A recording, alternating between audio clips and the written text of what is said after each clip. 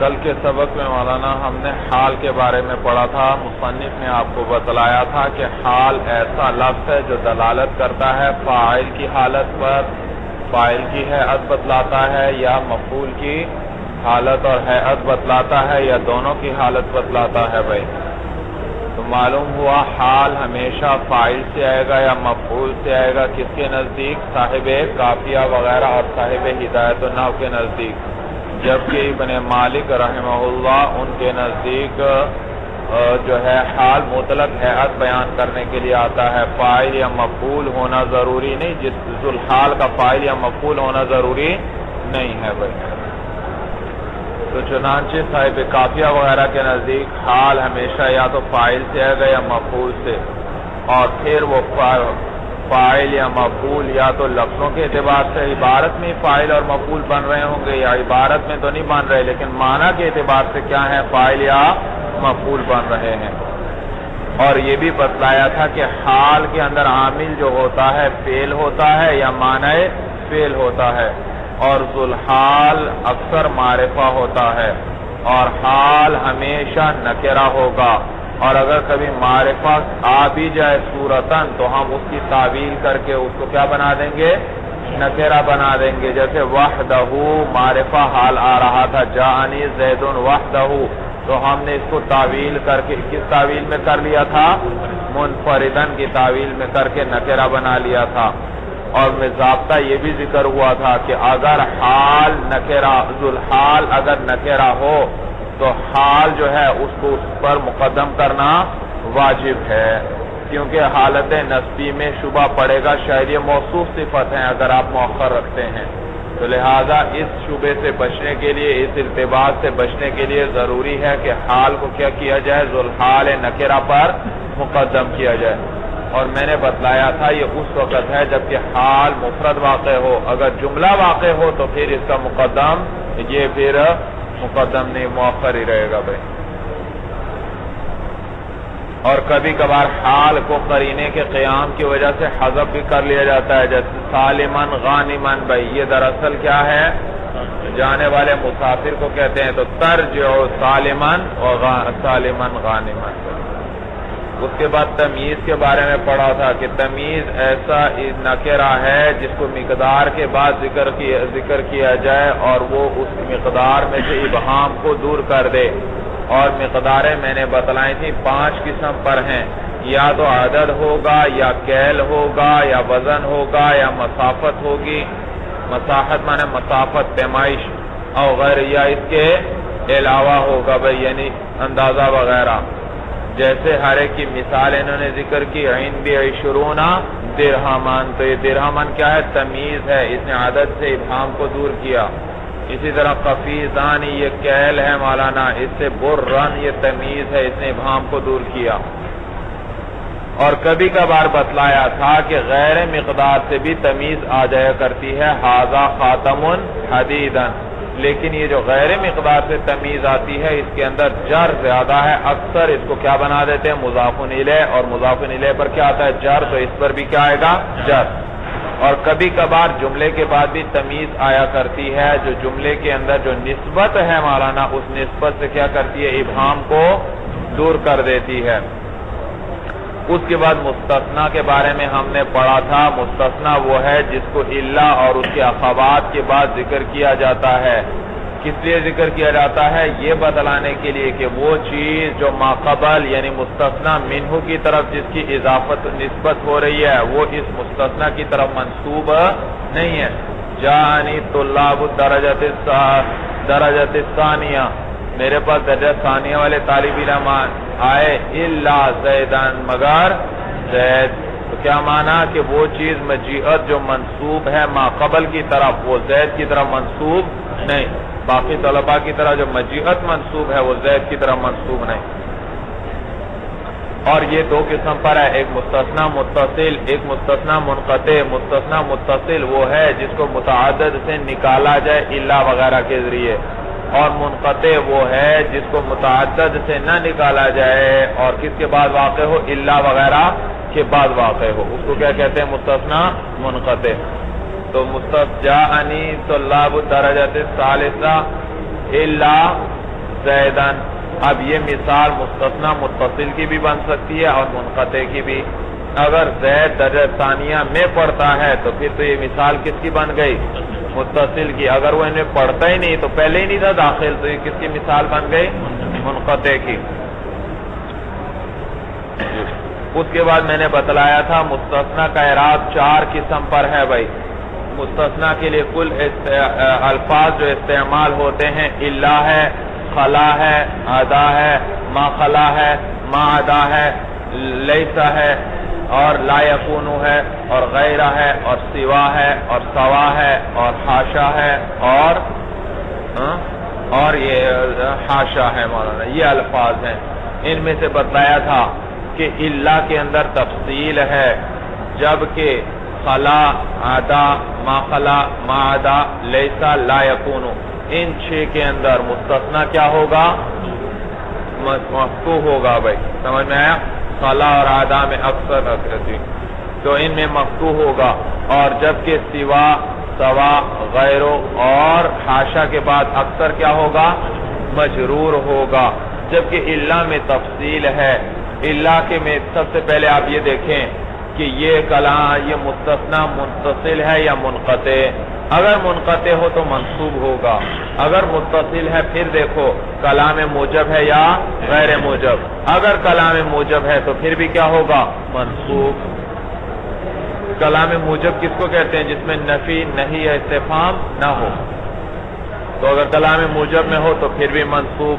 اگر کلام غیر موجب میں ہے پھر دیکھو مستثنی منہ پر مقدم ہے یا مقدم نہیں ہے.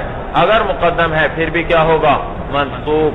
اگر مقدم نہیں تو پھر اس کے مؤخر ہی ہے. تو پھر آپ دیکھیں مولانا کہ مستثنی منہ عبارت میں ذکر ہے یا عبارت میں ذکر نہیں. اگر عبارت میں ذکر نہیں تو پھر بدل بنانا بھی جائز اور نصب پڑھنا بھی جائز. اور اگر عبارت میں مستثنی منہ مذکور نہیں تو پھر اس صورت میں کیا پڑھیں گے؟ علی حسب العوامل اس پر اعراب آئے گا مولانا. اگر عامل رفع چاہتا تھا تو اس پر کیا آئے گا؟ رفع. عامل نصب چاہتا تھا تو اس پر نصب. اگر عامل جر چاہتا تھا تو اس پر کیا آئے گا؟ جر آئے گا بھائی. اس کے بعد مولانا غیرو کی بات آئی تھی بھائی. غیرو اور الا یہ 2 حروف ہیں. میں نے بتلایا تھا کہ الا جو ہے اس کو وضع کیا گیا ہے استثناء کے لیے، لیکن کبھی کبھار یہ غیرو کے معنی میں بھی آ جاتا ہے. اور غیرو کو کس لیے وضع کیا گیا ہے؟ صفت کے لیے. اور وہ کبھی کس معنی میں آ جاتا ہے؟ الا کے. تو الا وضع تو استثناء کے لیے لیکن کبھی صفت کے لیے بھی آ جاتا ہے. اور غیرو وضع تو صفت کے لیے وضع ہے لیکن کبھی کس سے آ جاتا ہے؟ استثناء کے لیے بھی آ جاتا ہے. جیسے کہ اللہ کے اس قول کے اندر جو ہے لو کان فیہما الہۃ الا اللہ لفسدتا، یہاں پر الا جو ہے یہ صفت کے لیے آیا ہے، غیروں کے معنی میں ہے مولانا، استثناء کے لیے نہیں ہے. کیوں؟ اس لیے کہ یہاں مستثنی منہ جمع منکور ہے، جمع ہے اور نکرہ ہے. اور جمع منکور کے اندر اتنا عموم نہیں ہوتا کہ اس سے کیا کیا جائے؟ استثناء کیا جائے. کیا کیا جائے؟ اس لیے کہ وہاں ہمیں پتہ ہی نہیں ہے کہ یہ مستثنی اس میں داخل تھا پھر خارج کیا گیا، تاکہ ہم اس کو کیا بنا رہے ہیں؟ مستثنی متصل. تو یہ ہمیں پتہ نہیں چلے گا کہ یہ اس میں داخل تھا یا داخل نہیں تھا. اگر داخل تھا تو ہم متصل بنا لیتے، اگر داخل نہ ہوتا تو ہم کیا بنا لیتے؟ منقطع بنا لیتے. لیکن یہاں تو یہی نہیں پتہ چل رہا متصل ہے یا داخل ہے یا داخل نہیں. نہ متصل بنانا صحیح نہ منقطع بنانا صحیح بھائی.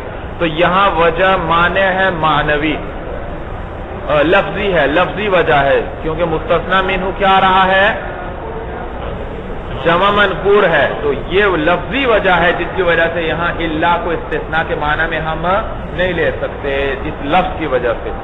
اور لا الہ الا اللہ کے اندر بھی الا جو آیا ہے مولانا وہ آیا ہے کس کے لیے؟ صفت کے لیے آیا ہے، صفت کے لیے.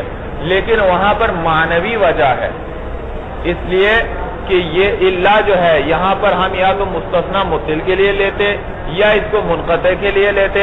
لیکن دونوں معنی دونوں صورتوں میں توحید کے خلاف ہیں. اگر متصل کے لیے لیتے تو اس کا متصل کس کو کہتے ہیں؟ کہ جس کو جو پہلے داخل تھا پھر الا کے ذریعے اس کو کیا کر دیا گیا؟ خارج کر دیا گیا. تو مستثنی کون؟ لفظ اللہ، اور ذات باری تعالیٰ کیا ہے؟ معبود حق ہے، اور وہ داخل بھی پھر کس میں ہوں گے؟ معبودان حق ہی میں داخل ہو سکتے ہیں۔ تو معلوم ہوا لا الہ جن کی نفی کی جا رہی ہے وہ کس کی نفی ہو رہی ہے؟ معبودان حق کی۔ اور یہ مستثنا آپ بنانا چاہ رہے ہیں متصل، تو لازمی بات ہے متصل کے لیے پہلے کیا فرض کرنا پڑتا ہے کہ داخل تھا پھر اس کو کیا کیا گیا؟ خارج کر دیا گیا۔ تو خارج کرنے کے بعد باقیوں کی کیا کر دی گئی؟ نفی کر دی گئی۔ لیکن کم از کم ایک لمحے کے لیے تو آپ کو کیا ماننا پڑے گا؟ معبودان حق کو ماننا پڑے گا، تاکہ پھر اس کے بعد ہم کیا کریں؟ استثناء کریں۔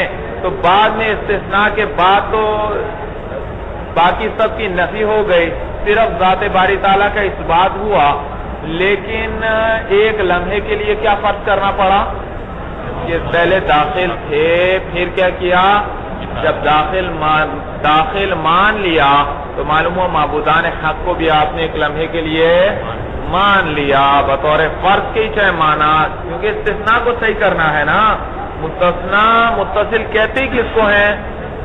متعدد سے نکالا جائے، تو استثناء کو صحیح کرنے کے لیے ضروری ہے فرض تو کرنا پڑے گا نا آپ کو کہ یہ متعدد میں داخل تھا، پھر اس کو کیا کیا گیا؟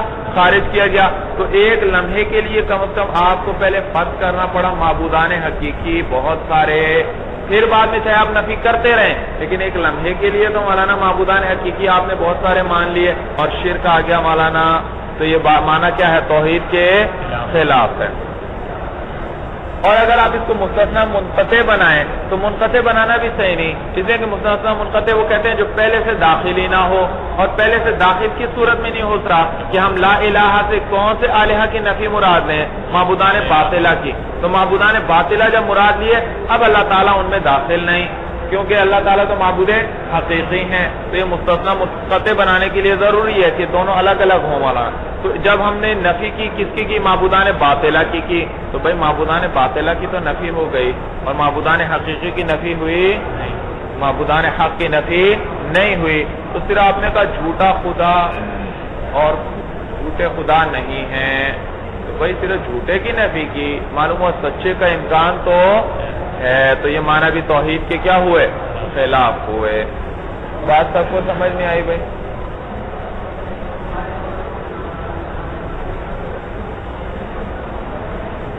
سمجھ میں آیا سب کو کہ نہیں آیا یہ معنی کہ مشکل ہے؟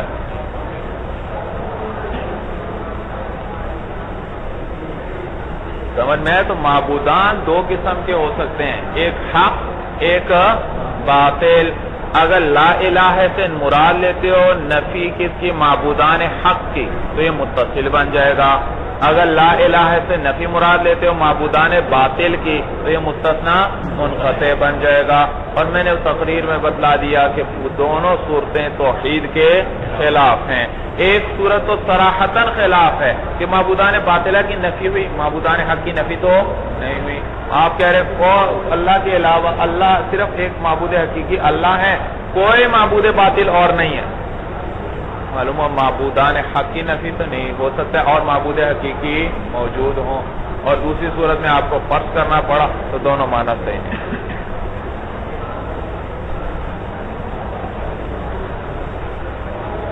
تو اس کے اندر معنوی وجہ معنی ہے مولانا، ہم اللہ کو استثناء کے لیے نہیں لے سکتے۔ پہلے میں کیا تھی وجہ؟ لفظی، اور اس میں کیا ہے؟ معنوی۔ اس کے بعد مولانا منصوبات میں سے ہم نے کانا کی خبر پڑھی تھی، کانا کی خبر کے بارے میں بتلایا، ایک نئی بات انہوں نے بتلائی تھی بات کہ کانا کی خبر اگر معرفہ ہو تب بھی کانا کے اسم پر مقدم ہو سکتی ہے۔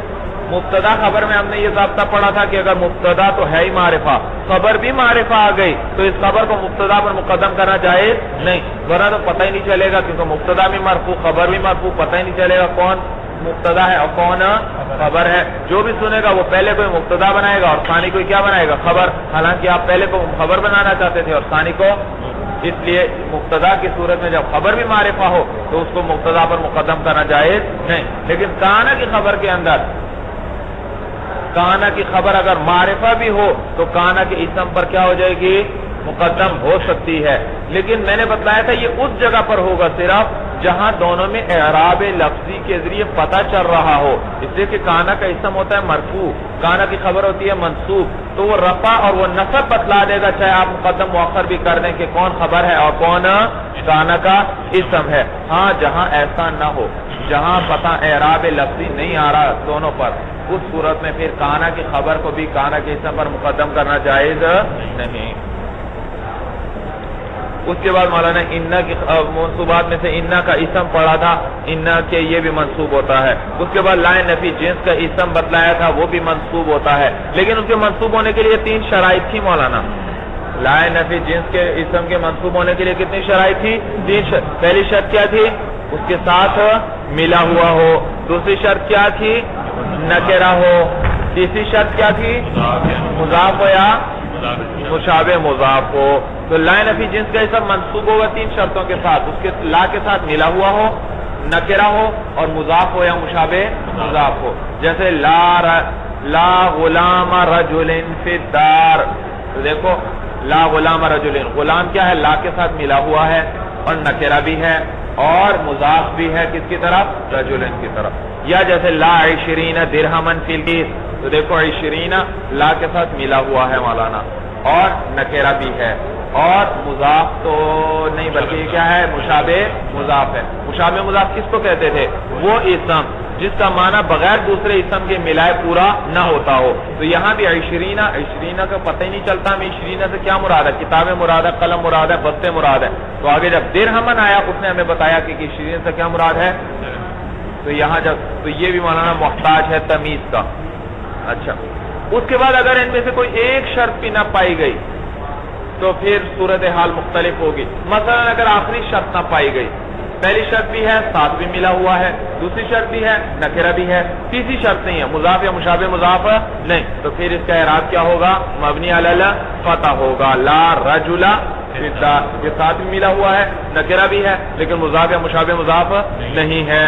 اور مولانا یہ لا رجل فی الدار، تو بھائی اس کو مبنی کیوں کہتے ہو؟ اس کو معرب کیوں نہیں کہتے؟ مفتوح کہہ دو، نہیں اس کو منصوب کہہ دو۔ کہتے ہیں نہیں بھائی، اگر یہ معرب ہوتا تو اس پر تنوین آنی چاہیے تھی، اور اس پر تنوین آ رہی ہے، اس وقت تنوین نہیں آ رہی، معلوم ہوا یہ مبنی ہے، معرب پر تو تنوین آتی، ورنہ کوئی مانع تنوین تو کوئی ہے نہیں ورنہ۔ اور اگر مولانا اور ان پہلی 2 شرطوں میں سے کوئی نہ پائی گئی، مثلا نکرہ نہیں ہے بلکہ کیا آیا؟ معرفہ آیا، یہ نکرہ تو ہے لیکن ساتھ نہیں ملا ہوا بلکہ درمیان میں کیا آ گیا؟ فاصلہ آ گیا، تو اس صورت کے اندر مولانا رفع آئے گا لا کے اسم پر، اور لا کا تکرار ہوگا، دوبارہ ایک اور لا لانا پڑے گا اور اس کے ساتھ ایک اور اسم کو لانا پڑے گا۔ جیسے لا زید فی الدار ولا عمر، تو زید دیکھو معرفہ تھا، معرفہ ہے، اور دوسری شرط سے ہماری نکرہ ہونا چاہیے، تو اب لہذا چونکہ یہ معرفہ آیا، دوسری شرط نہیں پائی گئی، اب رفع پڑھیں گے لا زید فی الدار ولا عمر۔ اور اگر پہلی شرط نہیں ہے، ساتھ نہیں ملا ہوا، مثلا لا فی الدار رجل ولا امرأۃ، تو دیکھو لا فی الدار رجل، لا کا اسم رجل نکرہ تو ہے لیکن ساتھ نہیں ملا ہوا، درمیان میں کیا آ گیا؟ فاصلہ آ گیا، تو اس صورت کے اندر لا کا تکرار بھی ہوگا اور ایک اور اسم بھی آئے گا، لا رجل فی الدار ولا امرأۃ، تو اس صورت میں تکرار آیا اور رفع آیا دونوں پر مولانا۔ اور لا حول ولا قوت الا باللہ جیسی ترکیبوں میں بھائی اس جیسی ترکیبوں سے کس قسم کی ترکیبیں مراد ہیں؟ بھائی اس سے مراد وہ ترکیبیں ہیں جن میں لا مقرر آ رہا ہو، لا مقرر ہو بواسطہ عطف کے، اور ہر ایک کے بعد نکرہ ہو مولانا بغیر فصل کے، لا کا بھی تکرار ہو اور بواسطہ عطف کے درمیان میں حرف عطف آئے، اور دونوں لا کے ساتھ کیا آ رہا ہو؟ نکرہ ملا ہوا آ رہا ہو، لا حول ولا قوت، تو دیکھو 2 لا ہیں، عطف ہے، اور دونوں کے ساتھ اسم کیا ہے؟ ملا ہوا ہے۔ اس قسم کی ترکیبوں میں 5 وجہ پڑھنا جائز تھی مولانا، دونوں پر فتحہ پڑھنا بھی جائز تھا، لا حول ولا قوت الا باللہ، رفع بھی لا حول ولا قوت الا باللہ، فتح اول نصب ثانی لا حول ولا قوت الا باللہ، فتح اول رفع ثانی لا حول ولا قوت الا باللہ، اور رفع اول فتح ثانی لا حول ولا قوت الا باللہ۔ اور کبھی کبھار لا کے اسم کو حذف بھی کر دیتے ہیں جبکہ قرینہ وہاں موجود ہو، جیسے لا علیک اللہ لا بأس علیک بھائی، تو دیکھو لا علیک میں قرینہ موجود ہے. قرینہ کیا ہے یہاں پر کہ لا علی جارہ پہ داخل ہو رہا ہے، اور یہ لا جو ہے یہ تو کس پر داخل ہوتا ہے؟ اسم پر داخل ہوتا ہے، حرف جر پر داخل نہیں. معلوم ہوا یہاں اس کا اسم محذوف ہے لا بأس علیک. اس کے بعد مولانا ما لا مشابہ بلیسا کی خبر پڑی تھی بھائی. ما لا مشابہ بلیسا کی خبر جو ہے یہ منصوب ہوتی ہے. کیا ہوتی ہے؟ منصوب. ما رجل ما زید قائما، سمجھ میں آیا؟ تو خبر کو اس نے کیا دیا؟ نصب دیا، جیسے لیسا خبر کو نصب دیتا ہے. تین صورتیں اس کی بتلائیں تھیں جن کی جا کے جب یہ ما کا عمل لغو ہو جائے گا بھائی. کون سی تین صورتیں تھیں؟ ایک تو یہ کہ ما کی خبر الا کے بعد واقع ہو، ما زید الا قائم، اب ما کا عمل لغو ہو جائے گا، اس لیے کہ ما عمل کر رہا تھا منفی نفی کی وجہ سے، کیونکہ یہ کیا کر رہا تھا؟ نفی کا معنی دے رہا تھا. لیکن الا کس لیے آیا؟ اس نے ما کی نفی توڑ دی. کیا مانا تھا پہلے؟ ما زید قائما کہ زید کھڑا نہیں. اب کیا ترجمہ کرتے ہیں؟ ما زید الا قائم، زید نہیں ہے مگر کھڑا ہی، یعنی زید کھڑا ہی ہے. تو دیکھو اللہ نے کیا کر دی؟ ما کی نفی توڑ دی. جب نفی توڑ دی تو اب اس کی مشابہت لیسا سے ختم ہوئی. جب لیسا سے اس کی مشابہت ختم ہوئی تو اب یہ عمل بھی نہیں کرے گا، اور ما زید الا قائم پڑھیں گے بھائی. سمجھ میں آیا بھائی؟ رفع پڑھیں گے. دوسرا مولانا اگر خبر مقدم ہو جائے اسم پر پھر بھی یہ عمل نہیں کرے گا. ما قائم زید، اب بھی یہ عمل نہیں کرے گا، اس لیے کہ یہ ضعیف عامل ہے. اس کو اتنا پتا تھا کہ دوسرے نمبر پر جو آئے گی وہ میری خبر ہوگی، اس کو میں نصب دوں گا. تو اب آپ نے جب تقدیم و تاخیر کر دی تو اب یہ ضعیف عامل ہے، اب یہ بغیر ترتیب کے یہ عمل نہیں کرے گا. تیسرا کہ اگر ما کے بعد ان نافیہ لے آئے مولانا، تو یہ ان جیسے ما نفی کے لیے آتا ہے ان بھی نفی کے لیے آتا ہے، تو کبھی کبھار ما کے بعد اس تاکید کے لیے ان لے آتے ہیں، تو ان کی وجہ سے بھی کیا ہوا؟ فاصلہ بڑھ گیا، اور یہ تو عامل ضعیف تھا. سمجھ میں آیا بھائی؟ تو یہ اب بھی عمل نہیں کرے گا مولانا. تو ما ان زیدون قائمون کہیں گے، قائمان نہیں کہیں گے. اور یہ تو کہتے ہیں اہل حجاز کی لغت ہے، وہ جو ہے ما کے ذریعے خبر کو کیا دیتے ہیں؟ نصب دیتے ہیں. جبکہ بنو تمیم والے جو عرب کا یہ بھی ایک بہت بڑا قبیلہ ہے، وہ جو ہے اس کے ذریعے نصب نہیں دیتے. وہ کہتے ہیں یہ عمل کرتا ہی نہیں ہے، یہ ما عمل کرتا ہی نہیں ہے. جیسے پھر شاعر نے کا ایک شعر بھی ذکر کیا تھا، وَمُحَفَّفٍ كَالْغُصْنِ قُلْتُ لَهُ اِنْتَصِبْ فَأَجَابَ مَا قَتْلُ الْمُحِبِّ حَرَامُ. تو ما قتل المحب، قتل المحب ما کا اسم، اور حرام ما کی خبر، اور یہ خبر کیا ہے؟ مرفوع ہے. معلوم ہوا یہ بنو تمیم کا شاعر کہہ رہا ہے، معلوم ہوا کہ وہ بنو تمیم والے اس کی خبر کو نصب نہیں دیتے.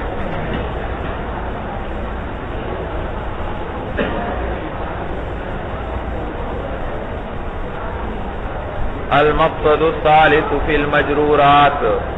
مولانا مقصد اول بھی ختم ہوا، مرفوعات بھی ختم ہوئے، منصوبات بھی ختم ہوئے، اب مجرورات بھائی. الاسماء المجرورۃ ہی المضاف الیہ فقط. اسماء مجرورہ یہ مضاف الیہ ہیں صرف مولانا، جو مضاف الیہ ہوگا وہ مجرور ہوگا اور کوئی نہیں بھائی.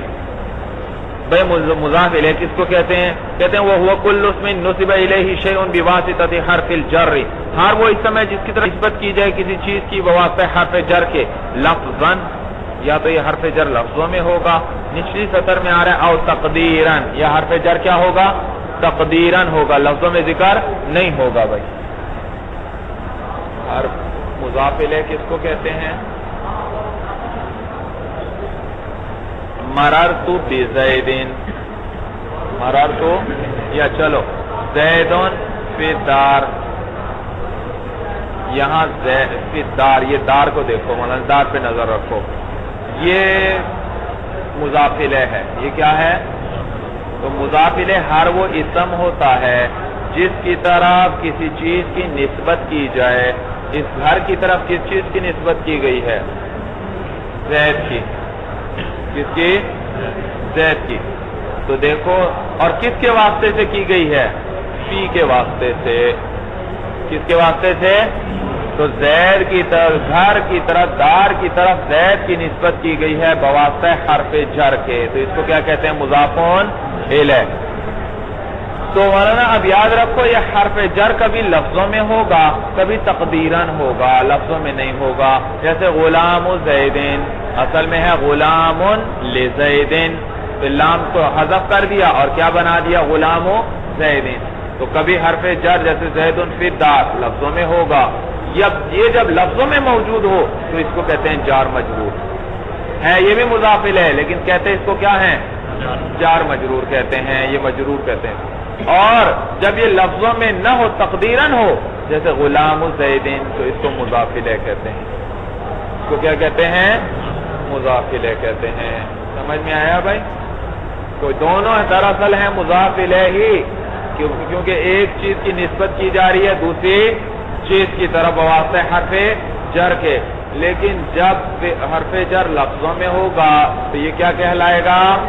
مجرور، اور اگر حرف جر لفظوں میں نہیں ہوگا تو یہ کیا کہلائے گا؟ مضاف الیہ کہلائے گا۔ الاسماء المجرورۃ ہی المضاف الیہ فقط، اسماء مجرورہ صرف مضاف الیہ ہے، وہ کل اسم ہر وہ اسم ہے نسب الیہ شیء جس کی طرف کسی چیز کی نسبت کی جائے بواسطہ حرف الجر بواسطہ حرف جر کے، لفظاً وہ حرف جر کیا ہوگا؟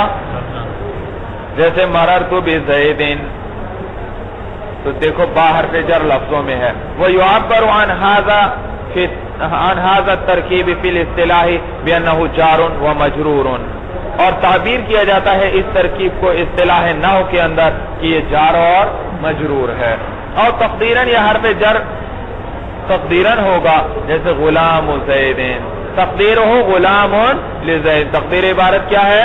غلام لزیدین۔ وَيُعَبَّرُ عَنْهُ بِالْاصْطِلَاحِ بِأَنَّهُ مضاف ومضاف الیہ، اور اصطلاح نحو میں اس کو تعبیر کس سے کیا جاتا ہے؟ مضاف الیہ کے ساتھ۔ وَيَجِبُ تَجْرِيدُ الْمُضَافِ عَنِ التَّنْوِينِ أَوْ مَا يَقُومُ مَقَامَهُ، واجب ہے مضاف کو خالی کرنا تنوین سے یا ما یقوم مقامہ جو تنوین کے قائم مقام ہو بھائی۔ مضاف پر یاد رکھو یہ پہلا مضاف کہلاتا ہے، ثانی مضاف الیہ کہلاتا ہے۔ مضاف پر کبھی بھی تنوین نہیں آئے گی، یا جو تنوین کے قائم مقام ہوتا ہے وہ بھی نہیں۔ بھائی تنوین کے قائم مقام کیا چیز ہوتی ہے؟ کہتے ہیں نون تثنیہ اور نون جمع، نون تثنیہ اور نون، یہ آگے آ رہا ہے تو یہ نون تثنیہ بھی نہیں آئے گا۔ دیکھو مولانا غلامانی، اس کی اضافت کرو ذرا، پہلے تو تھا غلامن، اس کی اضافت کرو زید کی طرف، کیا کہتے ہیں؟ غلام زیدین، تو غلام سے کیا تنوین گر گئی۔ غلامانی، اب زید کی طرف اضافت کرو غلام زیدین، نون جو تھا وہ قائم مقام کس کے تھا؟ تنوین کے، گر گیا۔ مسلمو مصرن، اصل میں کیا تھا؟ مسلمون، نون کس وجہ سے گر گیا؟ تو جو تنوین ہے اور قائم مقام میں تنوین وہ چیزیں گر جائیں گی بھائی۔ وَيَجِبُ تَجْرِيدُ الْمُضَافِ عَنِ التَّنْوِينِ، اور واجب ہے مضاف الیہ کو خالی کرنا تنوین سے، وَمَا يَقُومُ مَقَامَهُ، اور یا جو اس کے قائم مقام ہو، وَهُوَ نُونُ التَّثْنِيَةِ وَالْجَمْعِ، اور وہ قائم مقام کیا ہے؟ نون تثنیہ ہے اور نون جمع ہے۔ نحو جانی غلام زیدین، جس سے تنوین گری ہے، وغلام زیدین، اس سے نون تثنیہ گرا، ومسلم مصرین، اس سے نون جمع گر گیا۔ وعلم ان الاضافت اعلی قسمین، جان لے تو کہ اضافت دو قسم پر ہے، معنویت و لفظیت، ایک اضافت لفظی ہے اور ایک اضافت ہے۔ بھائی اضافت کی بات آئی تو اب صاحب ہدایت النا آپ کو اضافت بتلا رہے ہیں۔ بھائی دیکھو پہلا تھا مضاف، ثانی کیا تھا؟ مضاف الیہ، یہ ان میں اضافت آ گئی۔ یہ اضافت دو قسم پر ہے مولانا، ایک اضافت لفظی ہے جو لفظوں میں صرف لفظوں کے اندر فائدہ اس کا فائدہ دیتی ہے، اور ایک اضافت معنوی ہے جو معنی کے اندر بھی کیا دیتی ہے؟ فائدہ دیتی ہے۔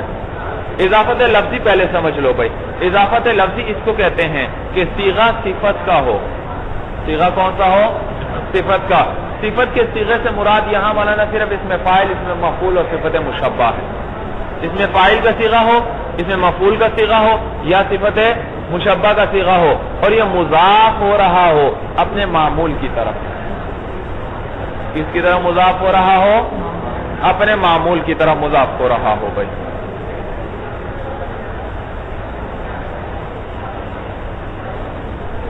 چلو بھائی ادھر دیکھو بھائی، یہ ساری کتاب میں آ رہی ہیں باتیں۔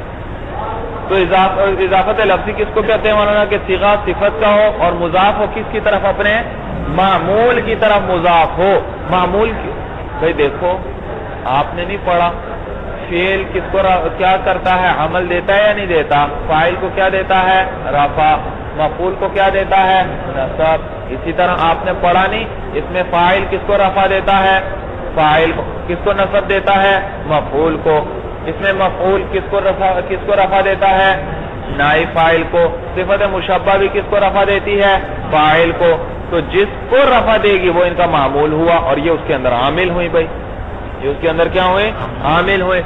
تو یہ اپنے معمول جس کو یہ رفع یا نصب دے رہی ہیں اس کی طرف مضاف ہو جائیں. تو صیغہ صفت کا ہو اور مضاف ہو اپنے معمول کی طرف. مثلا میں کہتا ہوں زید ضارب عمران. زید ضارب عمران.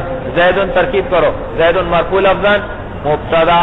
ضارب صیغہ اسم فاعل ہوا ضمیر اس کے اندر مرفوع محلاً فاعل. کس کو راجع؟ زید کو. اچھا اور عمران منصوب لفظاً مفعول کس کے لیے؟ ضاربون کے لیے. کس کے لیے؟ ضاربون کے لیے.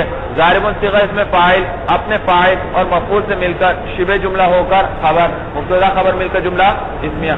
اب دیکھو ضاربون نے کس کو نصب دیا ہے؟ عمران. تو کبھی اضافت بھی کر دیتے ہیں زیدون ضارب عمرین. کیا کر دیتے ہیں؟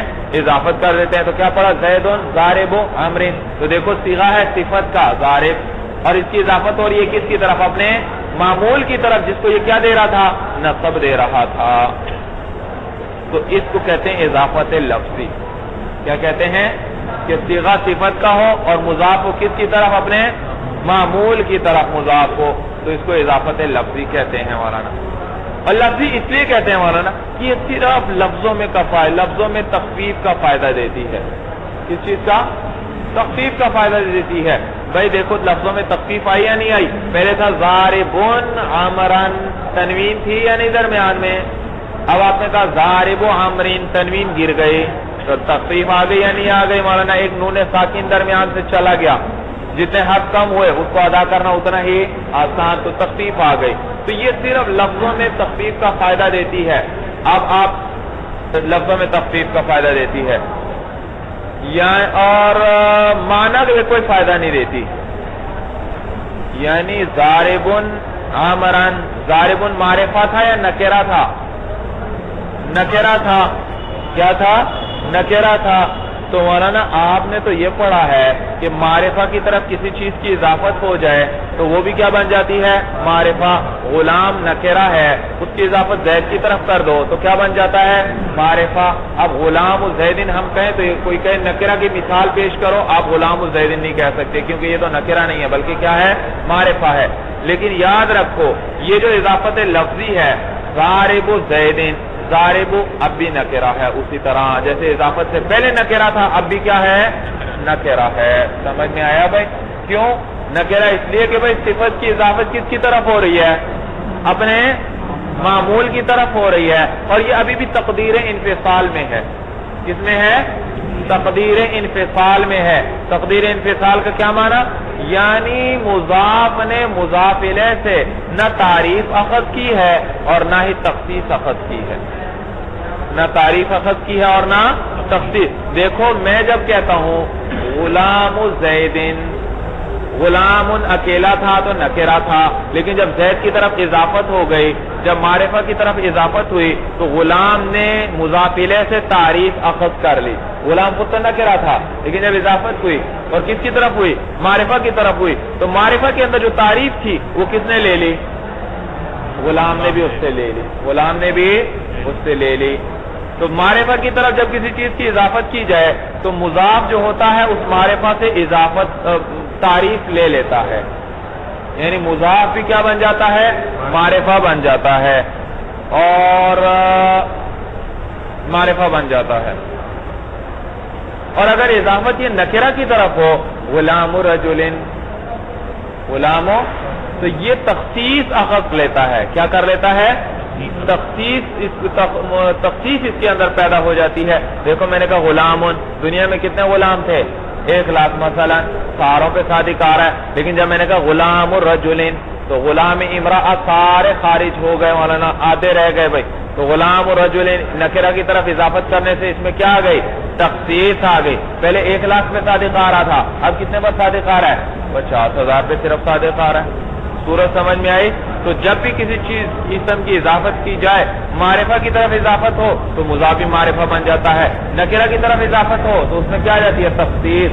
لیکن یہ جو اضافت لفظی ہوتی ہے جس میں صفت کا صیغہ مضاف ہوتا ہے اپنے معمول کی طرف, یہ تقدیر انفصال میں ہوتا ہے. یعنی جیسے پہلے تھا اسی طرح اب بھی ہے.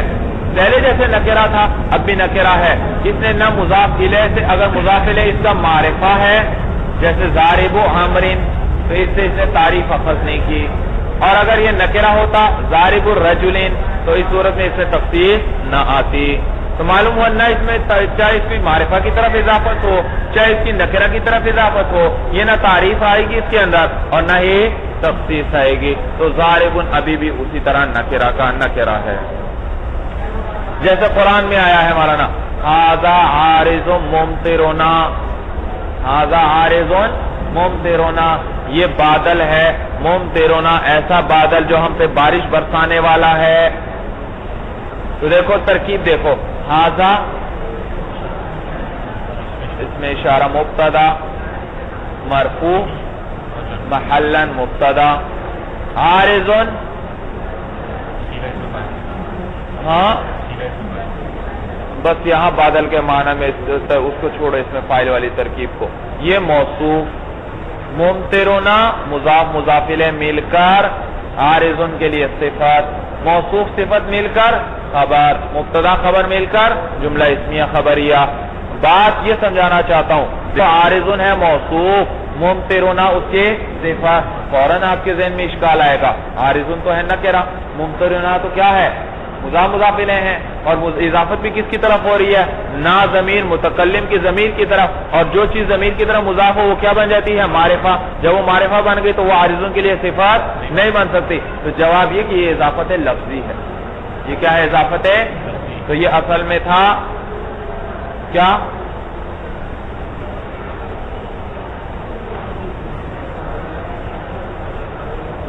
جی ضمیر مجرور تو منفصل ہے ہی نہیں, ممطرن بارش برسانے والا, یہ بادل ہم پر بارش برسانے والا ہے. سمجھ میں آیا؟ ہاں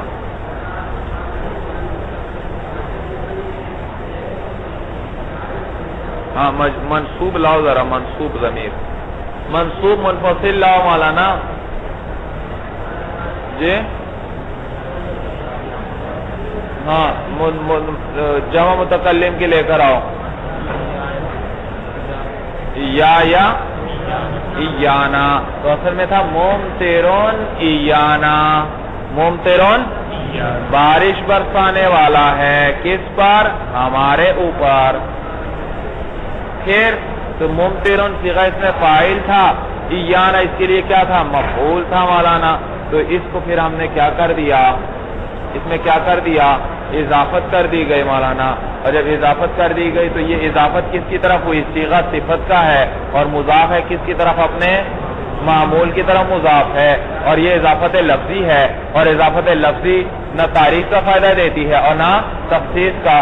تو ممطرن جیسے پہلے نکرہ تھا اضافت سے پہلے, اب بھی کیا ہے, نکرہ, لہذا یہ معرفہ کی نکرہ کی صفت بن جائے گا. صورت سمجھ آ گئی بھائی؟ یہ اضافت لفظی ہے.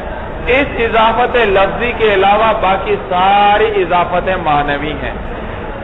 تو اس نے صرف لفظوں میں فائدہ دیا, کس چیز کا, تخفیف کا. تنوین کیا ہوئی, گر گئی.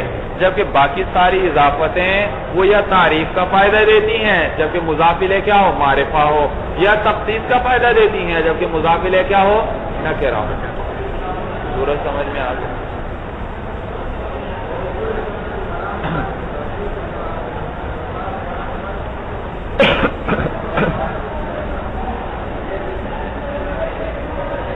تین چار سطریں نیچے اضافت لفظیہ آ رہا ہے, پہلے وہ پڑھ لو بھائی. وَأَمَّا اللَّفْظِيَّةُ, تو اضافت لفظیہ جو ہے, فَهِيَ أَن يَكُونَ الْمُضَافُ صِفَةً, کہ مضاف کیا ہو, کہ مضاف ایسی صفت ہو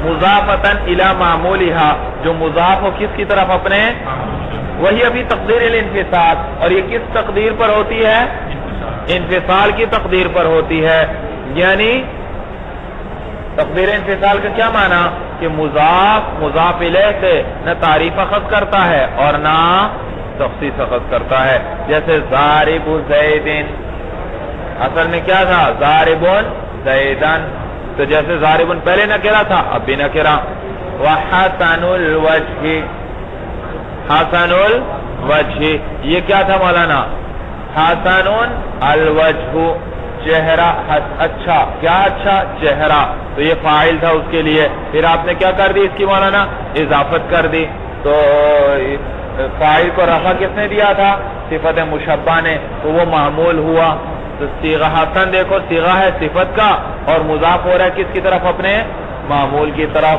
تو یہ بھی اضافت لفظی ہے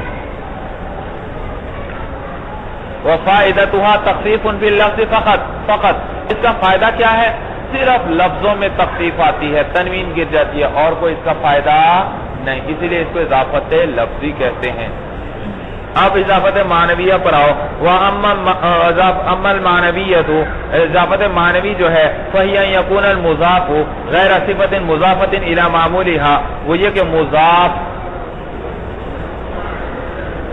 مضاف عبارت پہ نظر رکھو ذرا عبارت یہاں ترجمہ ذرا مشکل ہے جی غیرہ کو ذرا آپ اپنی جیب میں رکھو 2 منٹ ذرا باقی پہ نظر ڈالو مضاف کیا ہو صفت ہو ایسی صفت جو مضاف ہو کس کی طرف اپنے یہ کیا بن گئی یہ لفظی بن گئی اب اس سے غیر داخل کرو اس سے غیر ہو صفت کا صیغہ اپنے معمول کی طرف مضاف ہو رہا ہے اس سے غیر ہو وہ کیا ہوگی اس کے علاوہ جو بھی ہوگی وہ کیا ہوگی اضافت معنوی تو لفظی ترجمہ یہ یعنی مضاف ایسی صفت نہ ہو جو مضاف ہو اپنے معمول کی طرف ایسی صفت نہ ہو جو مضاف ہو اپنے معمول کی طرف اب مولانا چاہے صیغہ صفت ہی کا ہو صیغہ کون سا ہو لیکن اپنے معمول کی طرف مضاف نہ ہو تو یہ بھی اضافت معنوی یا مولانا صیغہ ہی سیدھے سے صفت کا نہ ہو جیسے غلام و زیدین تو چاہے صیغہ صفت کا ہو لیکن اپنے معمول کی طرف نہیں مضاف تو پھر یہ بھی کیا ہے جیسے کریم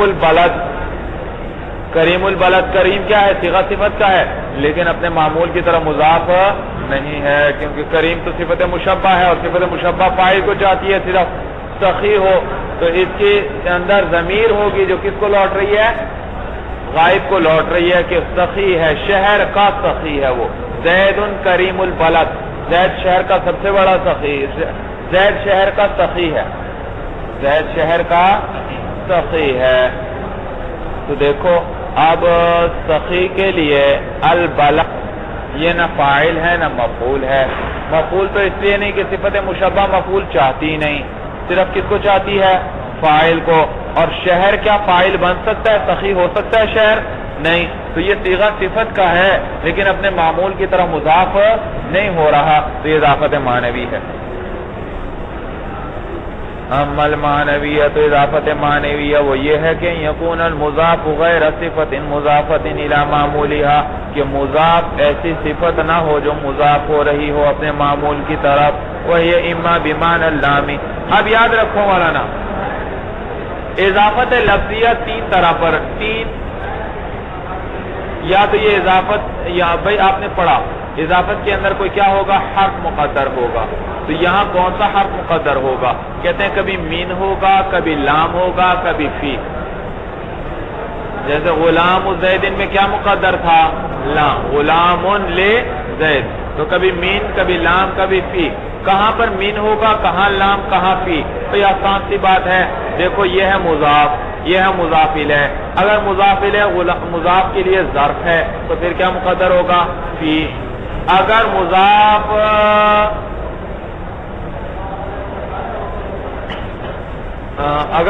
الیہ یہ اگر مضاف کے لیے جنس ہے جیسے خاتم و فضتین خاتم و کس چیز کی انگوٹھی چاندی کی تو چاندی مضاف الیہ جنس ہے کس کے لیے مضاف کے لیے تو پھر اضافت من کے ساتھ ہوگی. اگر یہ نہ ظرف ہے نہ یہ جنس ہے اس کے لیے تو پھر اضافت لام کے ساتھ ہوگی. کس کے ساتھ ہوگی؟ اگر مضاف الیہ مضاف کے لیے جنس ہو تو اضافت کس کے ساتھ ہوگی؟ من. اور اگر وہ اس کے لیے ظرف ہو تو فی. اور اگر دونوں ہی نہ ہو پھر من لام کے ساتھ. وہی اما بمعنی اللامیہ تو یہ لام کے معنی میں ہوگی جیسے غلام زید اور بمعنی من یا کس کے معنی میں ہوگی؟ من کے معنی میں جیسے خاتم فضۃ اور بمعنی فی یا فی کے معنی میں ہوگی جیسے صلاۃ اللیل رات کی نماز. بھائی صلاۃ یہ مضاف الیہ جو لیل ہے یہ لیل صلاۃ کے لیے کیا ہے؟ ظرف ہے وقت ہے جس کے اندر اس کو پڑھا جاتا ہے تو یہاں فی ہوگا صلاۃ فی اللیل. وفائدۃ هذه الاضافۃ بھائی اس اضافت کا کیا فائدہ ہے؟ ابھی میں نے بتلایا تھا معرفہ کی طرف اضافت ہوگی تو مضاف کیا بن جائے گا؟ معرفہ. نکرہ کی طرف اضافت ہوگی تو مضاف میں کیا آ جائے گی؟ تخصیص. بس وفائدۃ هذه الاضافۃ اور فائدہ اس اضافت کا تعریف المضاف مضاف الیہ کی تعریف مضاف الیہ کا معرفہ ہونا ہے. ان اضیف الی معرفۃ جبکہ اس کی معرفت اگر اس کی اضافت کس کی طرف کی جائے؟ معرفت کی طرف کما مرہ جیسے گزرا. اور تخصیص ہو یا تخصیص ہے مولانا ان اضیف الی نکرۃ اگر اس کی اضافت کس کی طرف کی جائے؟ نکرہ کی طرف. غلام رجل جیسے غلام. صورت سمجھ میں آ گئی بھائی؟ صورت سمجھ میں آئی بھائی؟ تو یہ دیکھو اس نے معنی کا فائدہ دیا. معنی کے اندر تخصیص آ گئی یا تعریف اس لیے اس کو اضافت معنوی کہتے ہیں. وَعَلَمْ أَنَّكَ إِذَا أَضَفْتَ الْاسْمَ الصَّحِيحَ وَالْجَارِيَ مَجْرَى الصَّحِيحِ إِلَى يَاءِ الْمُتَكَلِّمِ كَسَرْتَ آخِرَهُ وَاسْكَنْتَ الْيَاءَ وَفَتَحْتَهَا كَغُلَامِيَ وَدَلْوِيَ وَظَبِيَ. بھائی دیکھو اب چونکہ اضافت آئی اب آپ کو بتا رہے ہیں کسی اسم کو دوسرے اسم کی طرف مضاف کریں تو کیا اعراب پڑھیں گے؟ کس طرح کیسے اس کی اضافت کریں گے؟ کیا طریقہ ہوگا؟ بھائی باقی اضافتیں تو آسان تھیں. غلام کی اضافت زید کی طرف کرنی ہے غلام زیدن کر دو. بھائی سمجھ میں آیا؟ تو باقی اضافتیں آسان تھیں لیکن یہ جو یا متکلم کی طرف کسی اسم کی اضافت کی جائے اس میں ذرا مسئلہ درپیش ہوتا ہے. اس میں کیا درپیش ہوتا ہے؟ مسئلہ. کیوں مسئلہ؟ جی اس لیے کہ کبھی اس میں مقصور کی اضافت ہمیں یا کی طرف کرنا پڑتی ہے کبھی اس میں منقوص کی اضافت کرنا پڑتا ہے یا کی طرف تو یہ مشکل ہے. قاضی کی اضافت یا کی طرف کرنی ہے اب کیا پڑھوں؟ قاضی یہ پڑھوں میں؟ یہ بات مشکل تھی اس لیے مصنف اب ذرا اس سلسلے میں آپ کو بتلا رہے ہیں. وعلم جان لے تو انک اذا اضفت الاسم الصحیح والجاری مجرى الصحیح الى یا المتکلم جب تو اضافت کرے اس میں صحیح کی اب الجاری مجرى الصحیح کی یا جاری مجرائے صحیح کی الى یا المتکلم. جاری مجرائے صحیح کس کو کہتے ہیں مولانا؟ جس کے آخر میں واو یا یا ہو اور ما قبل ساکن. الى یا المتکلم اس کی اضافت جب تو کرے یا متکلم کی طرف کسرت آخرہ تو اس کے آخر کو کیا دے دے گا؟ کسرہ. الثانی سے زید غلام کیا؟ غلامی. دلون دلوی. ظبیون ظبی. وَأَسْكَنْتَ الْيَاءَ او فتحتها اور یا تو ساکن رکھیں گے او فتحتها یا اس کو فتحہ دے دیں گے. دیکھو جیسے غلامی یہ پڑھنا بھی جائز غلامیہ یا پر فتحہ پڑھنا بھی جائز. ظبی یہ پڑھنا بھی جائز ظبیہ پڑھنا بھی جائز. دلوی یا پر سکون بھی جائز دلویہ فتحہ پڑھنا بھی جائز. تو لیا کو آپ ساکن رکھیں گے یا فتحہ دیں گے کہ غلامی غلامیہ دلوی دلویہ ظبی ظبیہ. وَإِنْ كَانَ آخِرُ الْاسْمِ أَلِفًا اور اگر اسم کا آخر کیا تھا؟ الف تھا یعنی اس میں مقصور تھا تثبت تو پھر وہ کیا رہے گا؟ ثابت رہے گا. کیا رہے گا؟ ثابت. کعفا اس کی اضافت یا کی طرف کی. عفا کا معنی لاٹھی میری لاٹھی. عفایا رحات پنچکی رحایا میری پنچکی. خلافا للحزیل بخلاف کس کے مولانا؟ قبیلہ ہے حزیل کے. یہ قبیلہ ہے ان کی لغت بتا رہے ہیں. بخلاف قبیلہ حزیل کے ان کے نزدیک کیا کریں گے مولانا؟ بھائی دیکھو یہ جو ہے نا عصا یہ اصل میں تھا عصاون. یہ کیا تھا؟ یہ واوی ہے بھائی. اس واو کو ماقبل فتحہ تھا وہ متحرک ماقبل فتحہ تھا اس کو کس سے بدلا؟ الف سے بدلا. اسی طرح رحا اصل میں رحایون تھا، یا متحرک کی ماقبل فتحہ تھا، اس کو کس سے بدلا؟ الف سے بدلا. تو ایک واوی ہے ایک یائی. تو قبیلہ حذیل والے کیا کہتے ہیں؟ وہ کہتے ہیں نہیں، جب اضافت کرو گے اس قسم کے اسم کی واو یا متکلم کی طرف، تو وہ جو واو تھا جو جس سے الف بن چکا دوبارہ وہ واو آ جائے گا، وہ جو یا جس سے الف بنا تھا دوبارہ وہ یا آ جائے گی. تو عصاون تھا تو دوبارہ واو آ گیا مولانا، عصا تھا پھر عصاون ہوا. اب اس کی اضافت کرو یا کی طرف. وہ کہتے ہیں کہ وہ واو اور یا واپس آ جائے گا، اور یہ جو یا متکلم کی آئی ہے اس کے ساتھ اس کا ادغام کر دیں گے. کیا کر دیں گے؟ اگر یا تھی تو یا کا یا میں ادغام ہو گیا، اور اگر واو بھی تھا آخر میں اس واو کو بھی کیا کر دیں گے؟ یا کر کے اس کا یا میں ادغام کر دیں گے مولانا. تو یہ کیا پڑھیں گے اس کو، اور ماقبل کو کسرہ دے دیں گے. تو کیا پڑھا جائے گا؟ فا کے اندر عصیہ، رحا کے اندر رحیہ. سمجھ میں آیا بھائی؟ واو کو یا کر کے یا میں ادغام کیا اور ماقبل کو کسرہ دیا، عصیہ ہوا.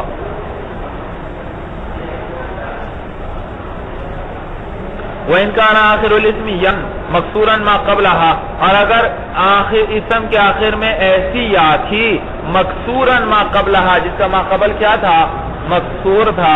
ادغمت الياء فی الیاء، تو پھر آپ اس کو یا میں ادغام کر دیں. وفتحت الیاء الثانیۃ، اور یا ثانی کو کیا کر دیں؟ فتحہ دے دیں.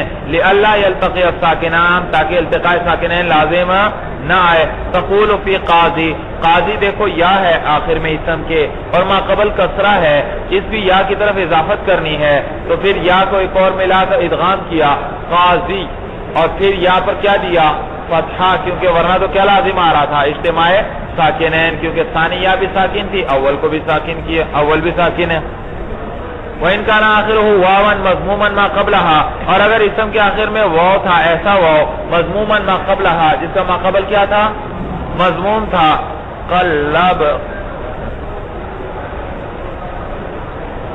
قلبتها یا قلبتها یا ان، تو آپ اس کو کیا کریں گے بھائی؟ یا سے بدل دیں گے. وَعَمِلْتَ كَمَا عَمِلْتَ الْآنَ، اور وہی عمل کریں گے جو کہ آپ نے ابھی عمل کیا. سمجھ میں آیا بھائی؟ بھائی قاضیہ کی طرح کر دیں گے بھائی. مسلم تو کیا پڑھیں گے؟ تقول جاءنی مسلمیہ، یا کا یا میں ادغام ما قبل کو کسرہ دیا اور ثانی یا کو فتحہ دیا.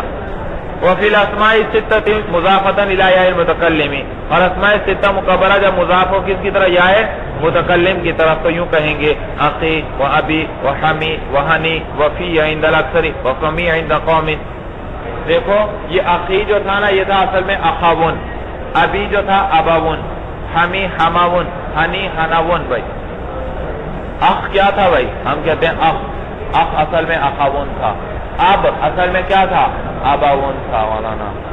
ہم کیا تھا اصل میں؟ حماون. فم اصل میں کیا تھا؟ فوہن. کیا تھا؟ فوہن. پھر کیا کیا مولانا؟ سب آخر سے ایک ایک حرف کو اڑا دیا اور نسیہ منسیہ کر دیا، گویا تھا ہی نہیں. اباون تھا وہ ختم، ابن بن گیا. اخون تھا وہ ختم، کیا بن گیا؟ اخون بن گیا. اور اسی طرح سب میں تبدیل کرتے گئے. تو فوہن میں جب ہم نے کیا ہوا؟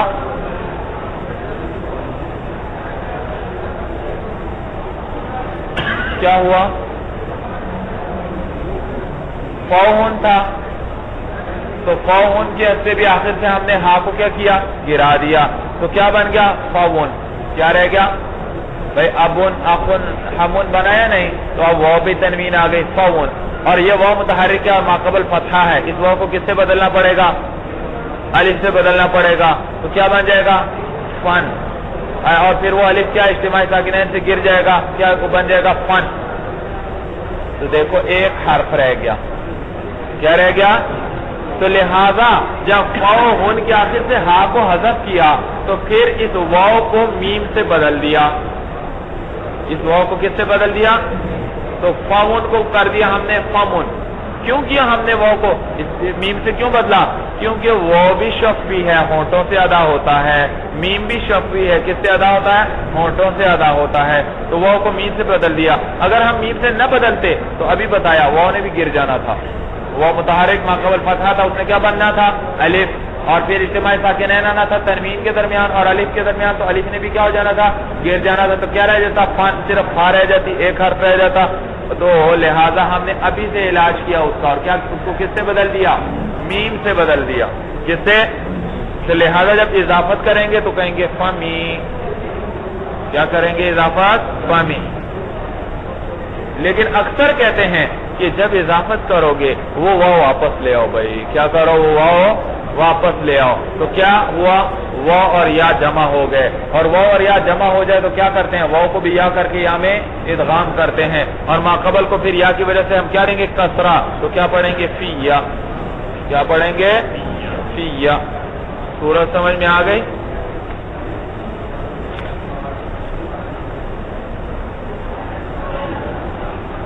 اسی لیے کہا اسماء ستہ مکبرہ میں یوں پڑھیں گے، آخ کی اضافت یا کی طرف ہو تو پڑھیں گے آخی. وہ واو واپس نہیں آئے گا آخابن والا جو ایک دفعہ چلا گیا تھا. ابھی اس کی بھی وہ واو واپس نہیں آئے گا. حمی، ہنی. وفی عند الاکثری، اور اکثر کے نزدیک فم میں کیا پڑھیں گے؟ فی یا پڑھیں گے. وفمی عند قوم، اور بعض علماء ایک قوم کے نزدیک ابھی بھی کیا پڑھیں گے؟ فمی ہی پڑھیں گے. کہتے ہیں وہ ایک دفعہ چلا گیا دوبارہ لانے کی ضرورت نہیں، اور اکثر کے نزدیک واپس فی یا پڑھیں گے، واپس لائیں گے اس کو. اچھا یہ کتنے ہو گئے اسماء ستہ مکبرہ میں سے؟ 5 ہو گئے. چھٹا ہے زو.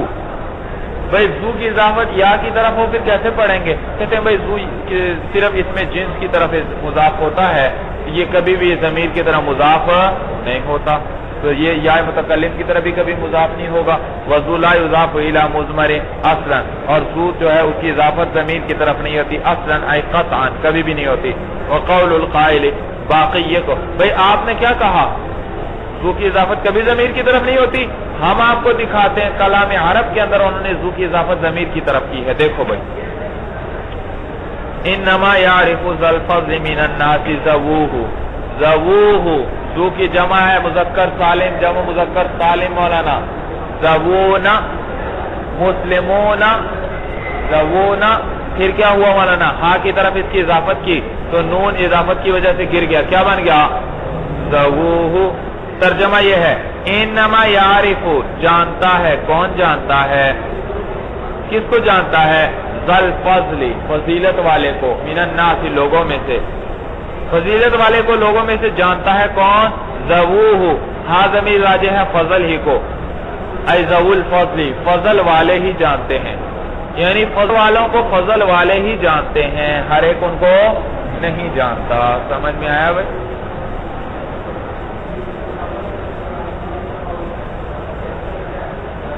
آپ دیکھو اس کی مثال کے اندر ذوو کی اضافت کس کی طرف ہو رہی ہے؟ ہاں ضمیر کی طرف ہو رہی ہے.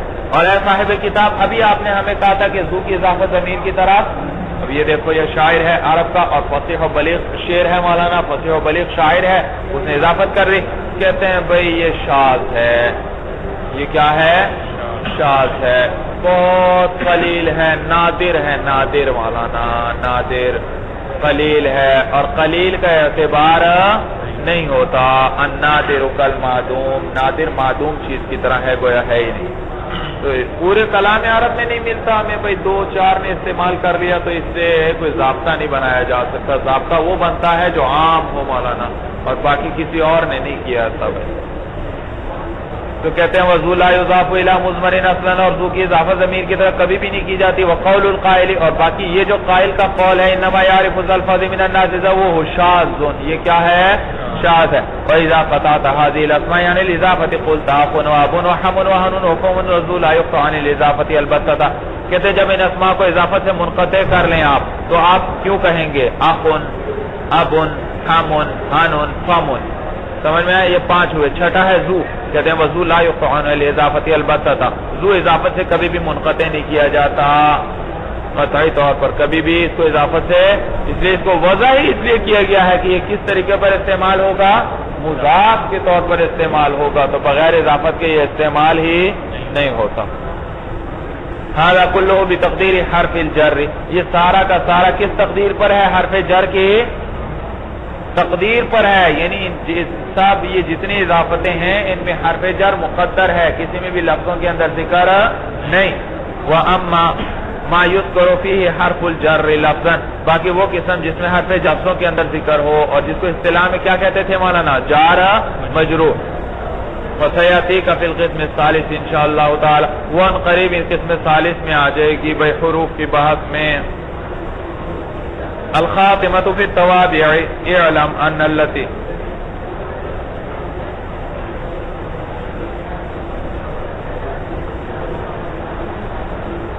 بھئی یہ تو ختم ہوئے، مجرور بھی ختم ہوئے، مرفوع بھی ختم، منصوب بھی ختم، مجرور بھی ختم. بھئی یہ ابھی تک جتنے اعراب آیا تھا یہ اس اصل ہونے کی بنا پر تھا. ہر ایک پر اصل یعنی عامل براہ راست فاعل کو رفع دیتا ہے، عامل براہ راست مفعول کو کیا دیتا ہے؟ نصب دیتا ہے. لیکن بعض اوقات ایک چیز پر اصلاً اعراب نہیں آتا، طبعاً آتا ہے، کسی اور کے تابع ہونے کی وجہ سے اس پر کیا آ جاتا ہے؟ اعراب آتا ہے. جیسے میں کہتا ہوں جانی زید العالم، میرے پاس ایسا زید آیا جو کیا ہے؟ عالم. اب یہ زید پر جو رفع آیا یہ تو کس نے دیا؟ جہاں نے براہ راست دیا. اور یہ العالم پر رفع کس وجہ سے آیا؟ براہ راست نہیں دیا یہ جہاں نے، بلکہ یہ العالم چونکہ زید کی بنا ہے صفت، اور زید ہے اس کا مطبوع، اور یہ ہے تابع، اور تابع پر وہی اعراب آتا ہے جو کس پر آتا ہے؟ مطبوع پر، اس لیے اس پر رفع آ گیا. تو جہاں نے براہ راست عمل کس میں کیا ہے؟ زید میں. اور یہ العالم پر رفع کیوں آیا؟ کیونکہ یہ اس زید کی صفت، تو چونکہ وہ مرفوع تھا اس پر بھی رفع آ گیا. یہ معنی نہیں کہ جہاں نے براہ راست اس کو رفع دیا، جہاں نے تو صرف کس کو رفع دیا؟ زید. لیکن اس پر کیوں رفع آیا؟ کیونکہ یہ اس کا تابع ہے اور وہ اس کا مطبوع ہے، اور تابع پر وہی اعراب آتا ہے جو کس پر ہوتا ہے؟ مطبوع پر. اے علم جان لے تو ان التی مرت من الاسماء، وہ اسماء جو گزرے ہیں مولانا، وہ ان التی مرت وہ جو گزرے ہیں. بھئی کیا گزرے ہیں؟ من الاسماء المعربۃ، یعنی کہ اسماء معربہ. کانت اعرابها بالاصالۃ، ان کا اعراب کیا تھا؟ اصالتاً تھا، طبعاً نہ تھا. کس طرح بھئی؟ بِأَنْ دَخَلَتْ الْعَوَامِلُ، بھئی اس صورت کے ان پر کیا داخل ہوئے تھے؟ عوامل داخل ہوئے تھے. یا بسبب اس کے کہ ان پر عوامل داخل ہوئے تھے. بھئی کون سے عوامل؟ کہتے ہیں من المرفوعات والمنصوبات والمجرورات، یعنی کہ مرفوعات، منصوبات اور مجرورات میں سے ان میں کیا عوامل داخل ہوئے تھے. فقد یکون اعراب الاسم، اور کبھی کبھار اسم کا اعراب بتبعیت ما قبلہ، ما قبل کے تابع ہونے کی وجہ سے ہوتا ہے. ویسمى التابع، اور اس کو کیا کہتے ہیں؟ تابع کہتے ہیں. لأنه يتبع ما قبلہ فی الاعراب، اس لیے کہ یہ اپنے سے ما قبل کا کیا کرتا ہے؟ یہ اس کا تابع ہوتا ہے، اس کے پیچھے چلتا ہے. کس چیز میں؟ جی اعراب کے اندر. صورت سمجھ میں آ رہی ہے بھائی؟ مشکل تو نہیں ہے جی؟ مشکل ہے؟ اب مولانا یہ تو تھی تابع کے بارے میں کچھ آپ کو بتلا دیا. اب تابع کی باقاعدہ تعریف کرنے لگے ہیں بھائی. وَهُوَ كُلُّ ثَانٍ مُعْرَبٍ بِإِعْرَابِ سَابِقِهِ مِنْ جِهَةٍ وَاحِدَةٍ، ہر وہ دوسرا ہے. تابع کس کو کہتے ہیں؟ ہر وہ دوسرا ہے، یعنی دوسرے مرتبے میں ہے مولانا. پہلے مرتبے میں تو وہ ہے جس پر اصالتاً اعراب آیا، تو تابع وہ ہے جو کس مرتبے میں ہے؟ دوسرے مرتبے میں ہے، یعنی دوسرے نمبر پر نہیں آ رہا عبارت کے اندر. جاءنی زید العالم، زید پہلے نمبر پر ہے، العالم کیا ہے؟ دوسرے نمبر پر. یہ مراد نہیں ہے، دوسرے درجے میں ہے. کیا معنی؟ کیونکہ اگر آپ صرف دوسرے نمبر والا مراد لیں تو ہو سکتا ہے زید کی 4 صفات آ رہی ہیں. جاءنی زید العالم الکریم اور الکامل الفاضل، کتنی صفات آ گئیں؟ 4 صفات آ گئیں. اور آپ کیا کہہ رہے ہیں؟ دوسرا ہے، صرف دوسرے نمبر والا ہے. تو دوسرے نمبر والا تو صرف کون ہے؟ العالم. معلوم ہوا الکریم بھی نکل گیا، الکامل بھی نکل گیا، الفاضل بھی نکل گیا، حالانکہ وہ بھی سارے توابع ہیں. تو اسی لیے میں نے کہا دوسرے درجے میں ہیں.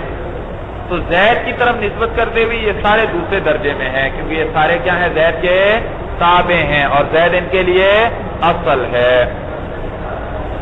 تو ہر وہ دوسرے درجے والا ہے. معربین، جس کو اعراب دیا گیا ہو، بِإِعْرَابِ سَابِقِهِ، کس کے اعراب کے ساتھ؟ اپنے سے ماقبل کے اعراب کے ساتھ اعراب دیا گیا ہو. من جہت واحدہ، ایک ہی جہت سے، ایک ہی، بھئی یہ مشکل بات ہے ذرا توجہ سے. ایک ہی جہت سے ہونے کا معنی یہ کہ دونوں میں اعراب کا مقتضی وہ ایک ہی چیز ہو، دونوں میں اعراب کی مقتضی ایک ہی چیز ہو، الگ الگ چیزیں نہ ہوں. جو اعراب کا تقاضا کرنے والا ہے وہ ایک ہی چیز ہو. بھئی دیکھو میں نے کہا جاءنی زید العالم، جاء فعل زید موصوف، العالم اس کی صفت. بھئی یہ جو العالم اور زید دونوں پر رفع آیا، دونوں پر رفع آیا، ایک ہی جہت سے آیا. دونوں میں اعراب کا تقاضا کرنے والی چیز ایک ہی ہے. ایک زید سے رفع آ رہا ہے، ایک صفت سے رفع آ رہا ہے، لیکن تقاضا ایک ہی چیز کر رہی ہے اس اعراب پر. وہ کیا؟ فاعلیت زید. وہ کیا؟ فاعلیت زید. زید کے فاعل ہونے نے تقاضا کیا کہ زید پر کیا آنا چاہیے؟ رفع. اور اسی فاعلیت ہی نے تقاضا کیا کہ العالم پر بھی کیا آنا چاہیے؟ رفع، کیونکہ یہ زید کا تابع ہے. زید کا کیا ہے؟ تابع ہے. تو اسی جس فاعلیت نے زید کے اندر رفع کا تقاضا کیا تھا، اسی فاعلیت نے عالم کے اندر بھی کس کا تقاضا کیا؟ رفع کا تقاضا کیا. کس سے؟ کیونکہ یہ اس کا کیا ہے؟ تابع ہے. صورت سمجھ میں آ گئی؟ مبتدا خبر خارج ہوئے مولانا مقتضی واحد کی قید ہم نے لگائی. تو دیکھو مبتدا کے اندر رفع آتا ہے، خبر پہ بھی رفع آتا ہے. مبتدا پہ بھی عامل ابتدا اور خبر میں بھی عامل، لیکن خبر کو تابع نہیں کہیں گے مولانا. خبر کو تابع کیونکہ دونوں میں مقتضی اعراب ایک چیز نہیں ہے. آپ کہیں گے دونوں میں مقتضی اعراب ایک ہی ہے، اس میں بھی ابتدا ہے، اس میں بھی ابتدا ہے، اور خبر ہوتی بھی دوسرے درجے پر ہے. پہلے درجے پر مبتدا، دوسرے درجے پر خبر. تو خبر دوسرے درجے میں بھی ہوئی اور اعراب کا تقاضا کرنے والی بھی دونوں میں ایک ہی چیز. معلوم وہ خبر بھی توابع میں سے ہے، حالانکہ خبر کو آپ پہلے ذکر کر چکے ہیں توابع سے پہلے ہی. نہیں بھائی خبر اس میں داخل نہیں. اس لیے مولانا کہ اس مبتدا کے اندر بھی عامل کون؟ ابتدا. لیکن ابتدا اس میں عامل ہے اس حیثیت سے یہ مسند الیہ ہے، اور خبر میں بھی ابتدا عامل ہے اس حیثیت سے کہ یہ کیا ہے؟ حیثیت بدل گئی یا نہیں بدلی مولانا؟ تو دونوں میں مقتضی ایک نہیں. مقتضی اس میں ابتدا ہے من حیث المسند الیہ، اور اس میں ابتدا ہے من حیث المسند. نیز مولانا تو خبر مبتدا خبر خارج ہوئی اس سے. اسی طرح مولانا مفعول ثانی بھی خارج ہوا. علمت زیدن فاضلا، میں نے زید کو کیا جانا؟ فاضل جانا. اب دیکھو زیدن پر بھی نصب، فاضلان پر بھی نصب، لیکن اعراب کا تقاضا کرنے والی ایک ہی چیز نہیں ہے. زید ہے مفعول اول اور فاضلان کیا ہے؟ مفعول ثانی. تو زید میں نصب کا تقاضا کیا مفعولیت اول نے، مفعولیت، اور فاضلان میں کس نے تقاضا کیا؟ مفعولیت ثانی نے. ایک ہی نے تقاضا کیا یا الگ الگ مفعولیت نے؟ بھائی یہ الگ مفعولیت چاہتی تھی اس کو مفعول اول بنا لوں، یہ الگ مفعولیت تھی یہ دوسرے کو چاہتی تھی مفعول ثانی. تو دونوں میں مقتضی الگ الگ ہوئے، ایک نہ ہوا. بات سمجھ میں آ گئی بھائی؟ تو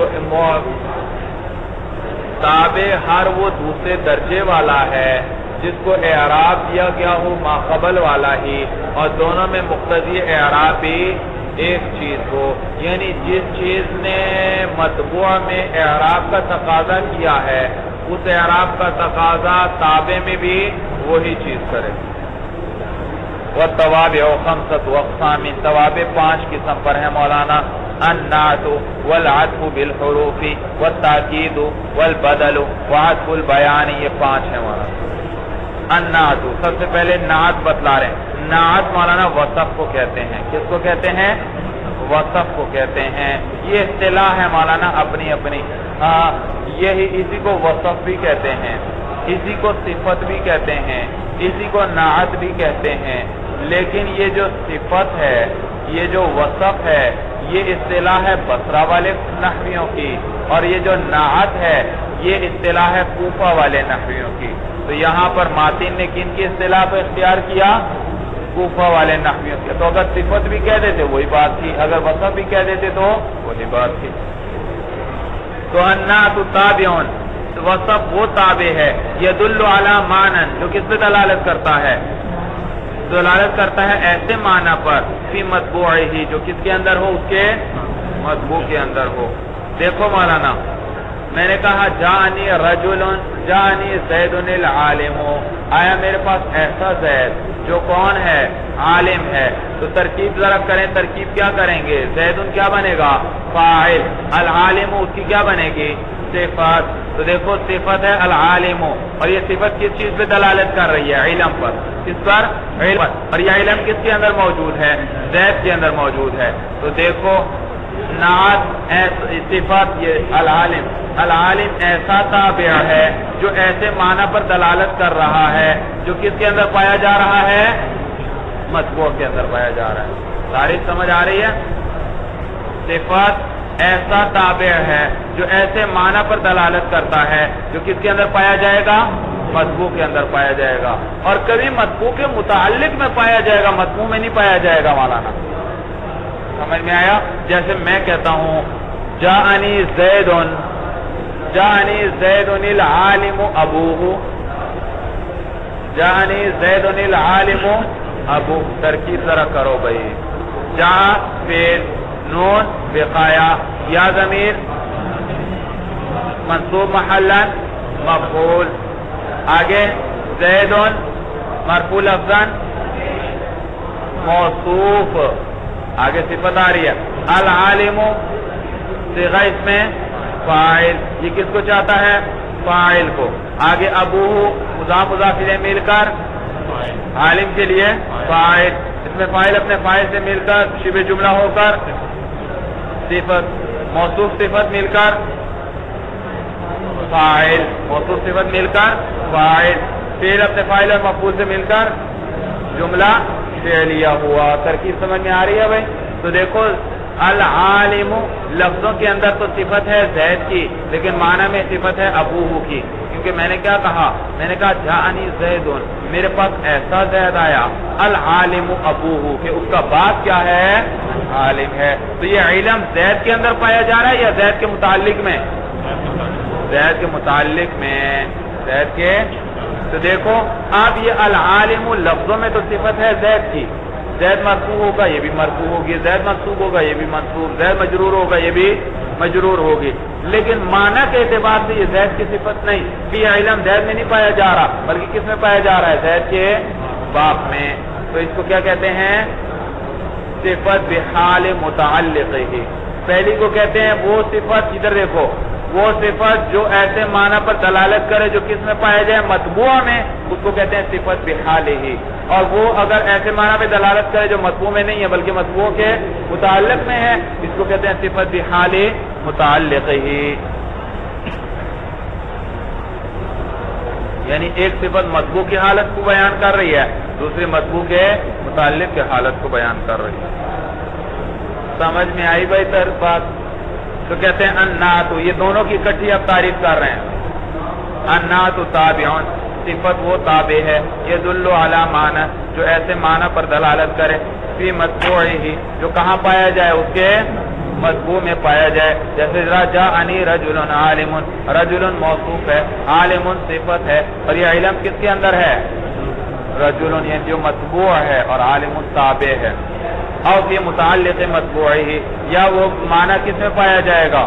مطبوع کے متعلق کے اندر پایا جائے گا۔ جیسے جاءنی رجل عالم ابوہ، ویسمى صفتا ایضا، اور نعت کو صفت بھی کہتے ہیں۔ تو معلوم ہوا صفت کتنی قسم پر ہے مولانا؟ دو قسم، یا تو وہ ایسے معنی پر دلالت کرے گی جو کس میں پایا جائے گا؟ مطبوع میں، یا ایسے معنی پر دلالت کرے گی جو کس میں پایا جائے گا؟ متعلق میں۔ اگر مطبوع کے اندر وہ معنی پایا جائے اس کو کیا کہتے ہیں؟ صفت بحالہ، اور اگر مطبوع کے متعلق میں پایا جائے تو اس کو صفت بحال متعلق ہی۔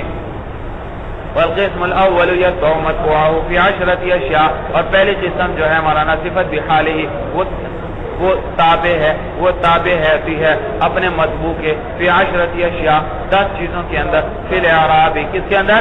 اعراب کے اندر 3 آ گئے مولانا، رفع نصب جر۔ اگر مطبوع مرفوع ہے تو صفت بھی مرفوع، اگر مطبوع منصوب ہے تو صفت بھی منصوب، اگر مطبوع مجرور ہے تو صفت بھی مجرور۔ 3 ہو گئی۔ والتعریف والتنکیر، تعریف و تنکیر کے اندر اگر مطبوع معرفہ ہے تو صفت بھی معرفہ، اگر مطبوع نکرہ ہے تو صفت بھی 5 ہو گئی۔ والافراد والتثنیہ والجمع، اگر مطبوع مفرد ہے تو صفت بھی مفرد، اگر مطبوع تثنیہ ہے تو صفت بھی تثنیہ، اگر مطبوع جمع ہے تو صفت بھی جمع، 8 ہو گئی۔ والتذکیر والتانیث، اور تذکیر و تانیث میں اگر مطبوع مذکر ہے تو صفت بھی، اگر مطبوع مؤنث ہے تو صفت بھی، تو یہ 10 چیزیں بھائی سمجھ ہیں۔ 10 چیزوں کے اندر صفت بھی حال ہی کی مطابقت ضروری ہے اپنے مطبوع کے ساتھ، سمجھ میں آیا؟ رفع نصب جر اعراب کے اندر، اور مولانا تعریف و تنکیر کے اندر، اور تذکیر و تانیث کے اندر، اور افراد تثنیہ جمع، یعنی کل 4 چیزوں میں سے ایک ایک ضرور لے گی۔ اعراب میں سے رفع نصب جر میں سے ایک آ جائے گا، پہلا مرفوع دوسرا بھی مرفوع۔ اس کے بعد تعریف و تنکیر میں سے ایک آ جائے گا، معرفہ ہے تو معرفہ، نکرہ تو۔ اس کے بعد افراد تثنیہ جمع میں سے بھی ایک آ جائے گا، اور اس کے بعد تذکیر و تانیث میں سے بھی آ جائے گا۔ تو دراصل ان ہر صفت یوں سمجھو آسان لفظوں میں 4 چیزوں میں اپنے مطبوع کے ساتھ اس کی موافقت ضروری ہوگی۔ نحو جاءنی رجل عالم، آیا میرے پاس ایسا آدمی جو عالم ہے۔ بھئی یاد رکھو موصوف صفت کا جب ترجمہ کرو موصوف سے پہلے ایسا کا لفظ لے آؤ، ایسا آدمی عالم جو کیا ہے؟ عالم ہے۔ آیا جاءنی رجل عالم، آیا میرے پاس ایسا آدمی عالم جو عالم ہے۔ جی بتائیے بھائی، اعراب میں سے رجلن پر کیا آیا؟ رفع، تو عالمون پر بھی رفع۔ تعریف تنکیر میں سے رجلن میں کیا ہے؟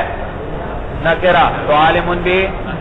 افراد تثنیہ جمع میں سے افراد، تو عالمون میں بھی افراد۔ تذکیر و تانیث میں سے تو اور عالمون میں بھی، باقی ساری اسی طرح۔ رجلان عالمانی تثنیہ کی مثال ہے، رجال عالمون جمع کی مثال ہے، زید العالم معرفہ کی مثال ہے، وامرأۃ عالمۃ مولانا تانیث کی مثال ہے۔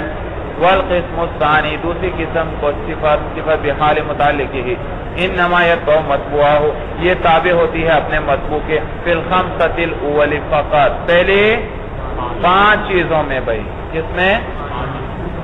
پہلی 5 چیز، وہ پہلی 5 چیزیں کیا ہیں؟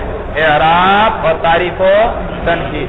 اگر سمجھ میں خود بتلا رہے ہیں، آن الاعراب و تعریف و تنکیر، اعراب میں اور تعریف و تنکیر کے اندر، اعراب اور صفت بحال متعلق ہی کے اندر مولانا آگے فاعل آتا ہے، کیا آتا ہے؟ جانی زید العالم ابوہ، تو صفت کا آگے کیا آتا ہے؟ فاعل آتا ہے، یاد رکھو۔ تو اب یہ جو ہے اس میں ظاہر کو رفع کس نے دیا؟ صفت نے۔ کس نے دیا؟ اور صفت کس کی طرح ہوتی ہے؟ میں نے بتایا فعل کی طرح۔ اس میں ظاہر جب بھی فاعل آ جائے تو صفت ہمیشہ کیا آئے گی؟ کیا آئے گی؟ واحد۔ سمجھ میں آیا؟ اور نیز اگر یہ فاعل مذکر ہوگا تو صفت بھی کیا ہوگی؟ مذکر، کیونکہ فعل اپنے فاعل کے مطابق ہوتا ہے، مذکر کے لیے مذکر، مؤنث کے لیے۔ تو یہ فاعل آ رہا ہے تو صفت ایک تو مفرد عموماً آئے گی، اور نیز مولانا اور کیا ہوگا؟ تذکیر و تانیث میں بھی اس کے مطابق ہوگی۔ ابوہ مذکر ہے مؤنث ہے؟ مذکر، تو لہذا صفت بھی اس کے لیے کیا آئے گی؟ ما قبل میں مذکر آئے گی۔ اسی لیے مولانا افراد تثنیہ جمع اور تذکیر و تانیث کو ذکر نہیں کیا ہوا، ان میں مطابقت نہیں ضروری۔ ہاں اعراب اور تعریف و تنکیر میں دیکھو مثال، تو قولی تعالی، جیسے اللہ فرماتا من هذه القرية الظالم اهلها، اس بستی میں سے الظالمی کے ظالم ہیں۔ کون ظالم ہیں؟ اہلها ای اہل القریتی، بستی والے۔ تو دیکھو الظالمی لفظوں کے اندر صفت ہے کس کی؟ قریہ کی، کس کی صفت ہے؟ القریہ کی. لیکن معنی کے اعتبار سے صفت کس کی ہے؟ اہل قریہ کی. سمجھ میں آیا بھائی؟ تو یہ صفت بھی حال متعلق ہی ہوئی. اور اس کی مطابقت کتنی چیزوں میں ضروری ہے؟ صرف 5 میں. ان میں سے پہلے کیا ہے؟ اعراب. تو هذه القریۃ مجرور، تو الظالم بھی دوسری کس میں مطابقت؟ تعریف. اور تو القریۃ معرفہ، تو الظالم بھی. باقی افراد تثنیہ جمع میں بھی مطابقت ضروری نہیں، تذکیر و تانیث میں مطابقت ضروری. جیسے مولانا القریہ تو مؤنث ہے لیکن الظالمی کیا ہے؟ مذکر ہے، کیونکہ اس میں اہل کی فاعل، اہل اس کا فاعل ہے اور اس کا فاعل مذکر ہے. تو الظالمی کو بھی کیا لے کر آئے ہیں؟ مذکر لے کر آئے. فائدۃ النعت تخصیص المنعوت ان کان نکرتین. بھائی فائدہ کیا ہے صفت کا؟ کہتے ہیں بھائی یہ موصوف، بھائی نکرہ کی صفت آئے تو کیا آ جاتی ہے؟ تخصیص. نکرہ کی اگر صفت آئے تو اس میں کیا آ جاتی ہے؟ تخصیص آ جاتی ہے. اور اگر معرفہ کی تو نکرہ کی صفت لائی جاتی ہے تخصیص کے لیے، اور معرفہ کی صفت لائی جاتی ہے توضیح کے لیے. میں نے کہا جاءنی رجل عالم، جاءنی رجل، تو یہ نکرہ کی میں صفت لایا عالم. اس نے اس میں کیا کس چیز کا فائدہ دیا؟ تخصیص آ گئی. سارے غیر عالم رجل کیا ہوئے؟ اس سے خارج ہو گئے. بھائی معرفہ کی صفت کیوں لاتے ہیں؟ بھائی معرفہ کی صفت توضیح وضاحت کے لیے ہے. میں کہتا ہوں جاءنی زید العالم، میرے پاس ایسا زید آیا جو کیا ہے؟ عالم. تو دیکھو زید کو پہلے بھی جانتے تھے، پھر یہ صفت کا کیا فائدہ؟ کہتے ہیں بھائی وضاحت ہو گئی. پہلے زید کے اندر احتمال تھا، پتہ نہیں عالم ہے یا عالمہ نہیں، لیکن جب آپ نے صفت بیان کر دی تو اب دوسرا احتمال ختم ہوا، وضاحت ہو گئی. اس کو کیا کہتے ہیں؟ توضیح. سمجھ میں آیا بھائی؟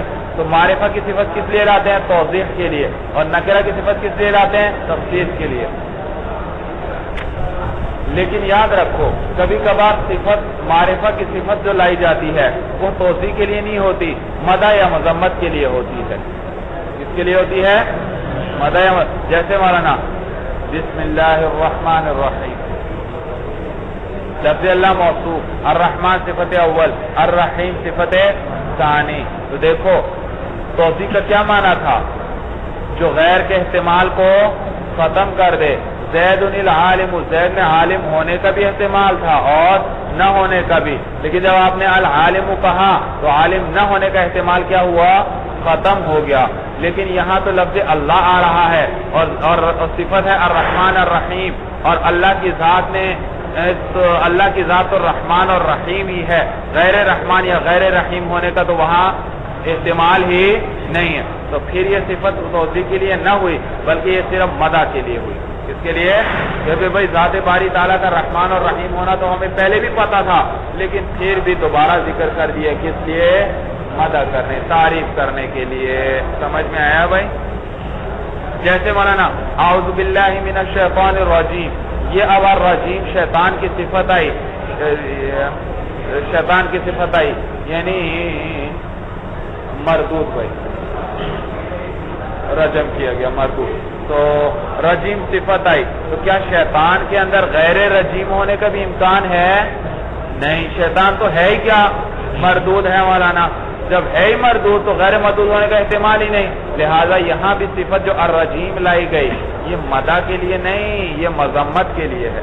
اس لیے ہے کبھی صفت لائی جاتی ہے مدح کی توضیح کے لیے، اور کبھی لائی جاتی ہے مدح کے لیے، اور کبھی مذمت کے لیے لائی جاتی ہے. بھئی ہمیں کیسے پتا چلے گا کہ یہ صفت مدح کے لیے ہے یا توضیح کے لیے ہے؟ ہمیں کیسے پتا چلے گا کہ یہ صفت مذمت کے لیے ہے یا توضیح کے لیے ہے؟ بھئی آسان سا ضابطہ ہے. اگر ایک صفت کا آپ کو پہلے سے پتا ہے پھر دوبارہ وہ ذکر کی جا رہی ہے عبارت میں تو معلوم ہوا یہ مدح یا مذمت کے لیے ہے. اور اگر آپ کو پہلے سے معلوم نہیں تھی تو پھر ذکر کی جا رہی ہے تو یہ مولانا توضیح کے لیے ہوگی. اگر آپ کو پہلے سے پتا نہیں تھا کہ زید عالم ہے یا عالم نہیں ہے، اب میں نے کہا جاءنی زید العالم، تو آپ کو وضاحت حاصل ہو گئی مولانا، آپ کو پتا چل گیا غیر عالم ہونے کا احتمال زید سے ختم ہوا. سمجھ میں؟ لیکن اگر آپ کو پہلے، یہ تو اس صورت میں تھا آپ کو پہلے سے پتا نہیں تھا عالم ہونے کا، اور اگر آپ کو پہلے سے پتا زید عالم ہے، میں پھر کہہ رہا ہوں جاءنی زید العالم، یہ پھر دوبارہ میں عالم کیوں لا رہا ہوں؟ توضیح کے لیے نہیں لا رہا، کیونکہ یہ تو آپ کو بھی پتا ہے، مجھے بھی پتا ہے، یہ صرف میں کس لیے لے کر آ رہا ہوں؟ مدح کے لیے لے کر آ رہا ہوں۔ صورت سمجھ میں آ گئی؟ تو قابل العلم وصف وہ کس لیے ہوگا؟ توضیح کے لیے، اور بعد العلم وصف کس لیے ہوگا؟ مدح یا مذمت کے لیے۔ اور کبھی کبھار وصف صرف تاکید کے لیے بھی آ جاتا ہے مولانا، جیسے جاءنی رجل واحد، میرے پاس ایک آدمی آیا، رجل موصوف، واحد اس کی صفت۔ میں رجل کے لفظ سے پتہ چل رہا تھا کہ ایک ہے، دو یا تین مراد نہیں، تو واحد کی ضرورت نہیں تھی، رجل کے لفظ سے پتہ چل رہا تھا ایک آدمی آیا، لیکن پھر بھی میں واحد لے آیا، مزید اس میں تاکید پیدا کرنے کے لیے۔ اس میں جو ایک ہونا رجل سے معلوم ہو رہا تھا، اسی ایک ہونے کو میں نے واحد کے لفظ کے ذریعے اور پکا کر دیا کہ ایک آدمی آیا۔ وفائدۃ النعت، اور صفت فائدہ تخصیص المنعوت، تخصیص ہے موصوف کی، ان کانا نکرتین، اگر دونوں کیا ہوں؟ نکرہ ہوں، موصوف صفت۔ نحو جاءنی رجل عالم، تو تخصیص آ گئی۔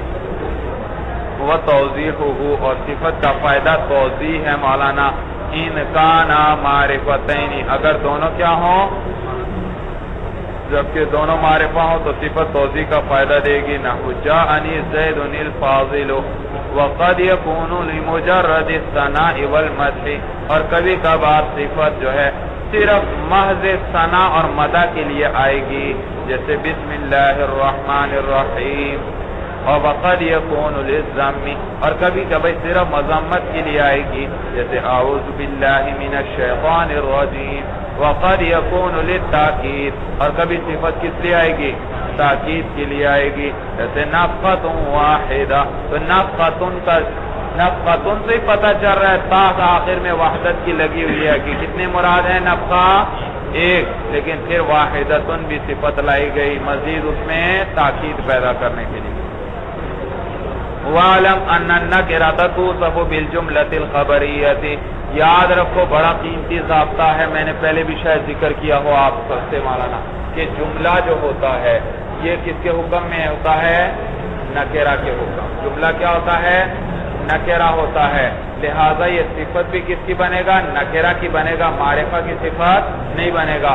جاءنی رجل ہوا اخوک، میرے پاس ایسا آدمی آیا، ہوا اخوک، جو تمہارا بھائی ہے، تو یہ ہوا اخوک مبتدا خبر مل کر یہ جملہ ہو کر یہ صفت ہے کس کے لیے؟ رجل کے لیے۔ سمجھ میں آیا؟ ایسا رجل یہ موصوف، اور ہوا اخوک کا پورا جملہ اس کی صفت، کیونکہ جملہ کس کے حکم میں ہے؟ نکرہ کے حکم میں ہے۔ سمجھ میں آیا بھائی؟ وَعْلَمْ، جان لے تو أَنَّ النَّكِرَةَ تُوصَفُ بِالْجُمْلَةِ الْخَبَرِيَّةِ، کہ نکرہ کو موصوف کیا جاتا ہے جملہ خبریہ کے ساتھ، جیسے مررت برجل ابوہ عالم، ترکیب سنو بھائی، مر فعل، تو ضمیر مرفوع محلا فاعل، با جارہ، رجل مجرور لفظاً جی موصوف، کیونکہ آگے جملہ آ رہا ہے اور نکرہ کے بعد جملہ ہے تو عموماً اس کے لیے کیا بنتا ہے؟ صفت، یہ موصوف۔ ابو مضاف مضاف الیہ مل کر جی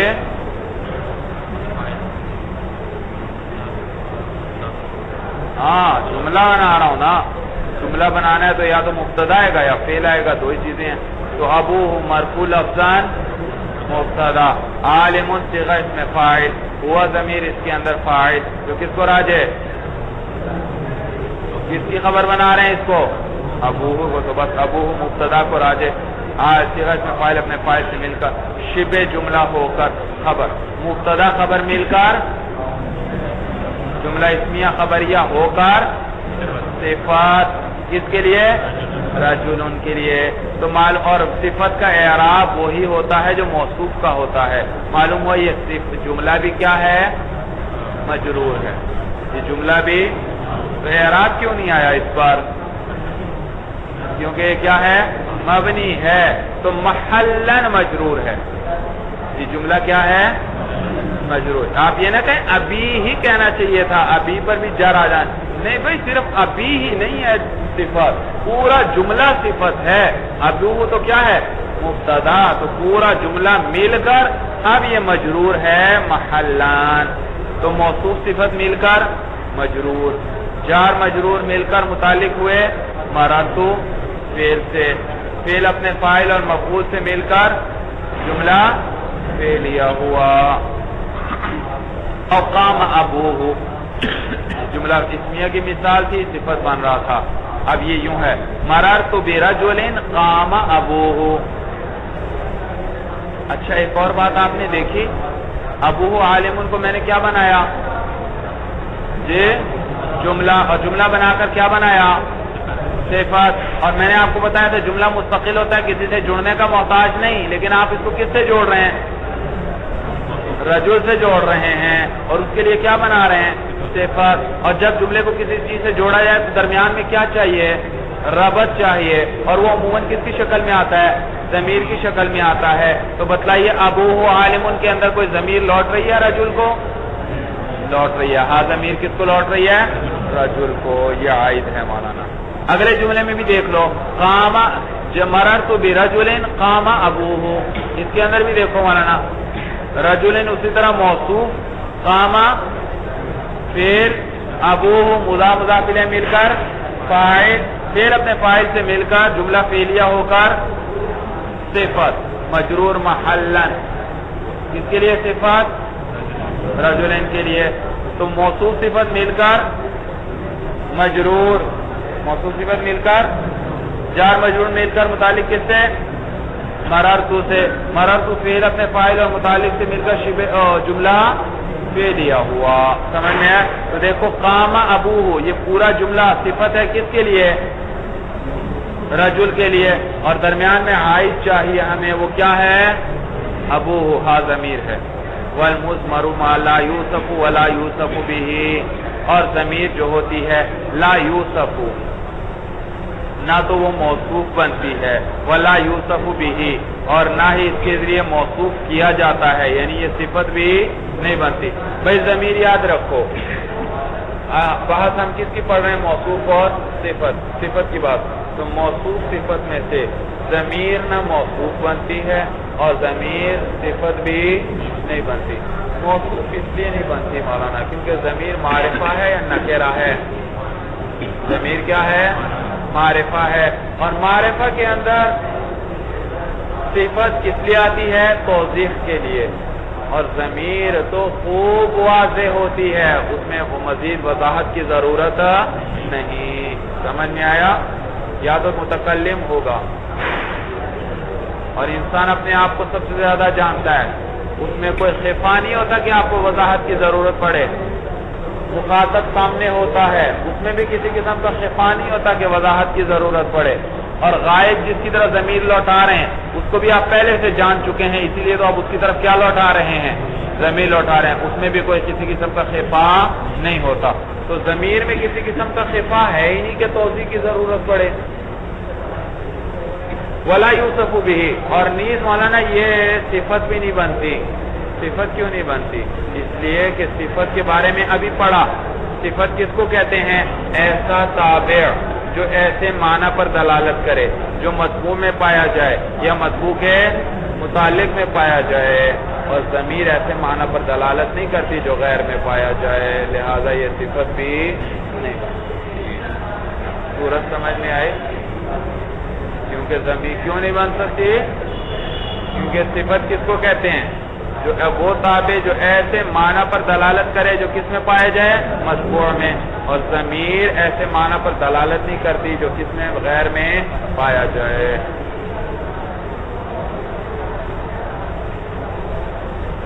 آگے چلیں.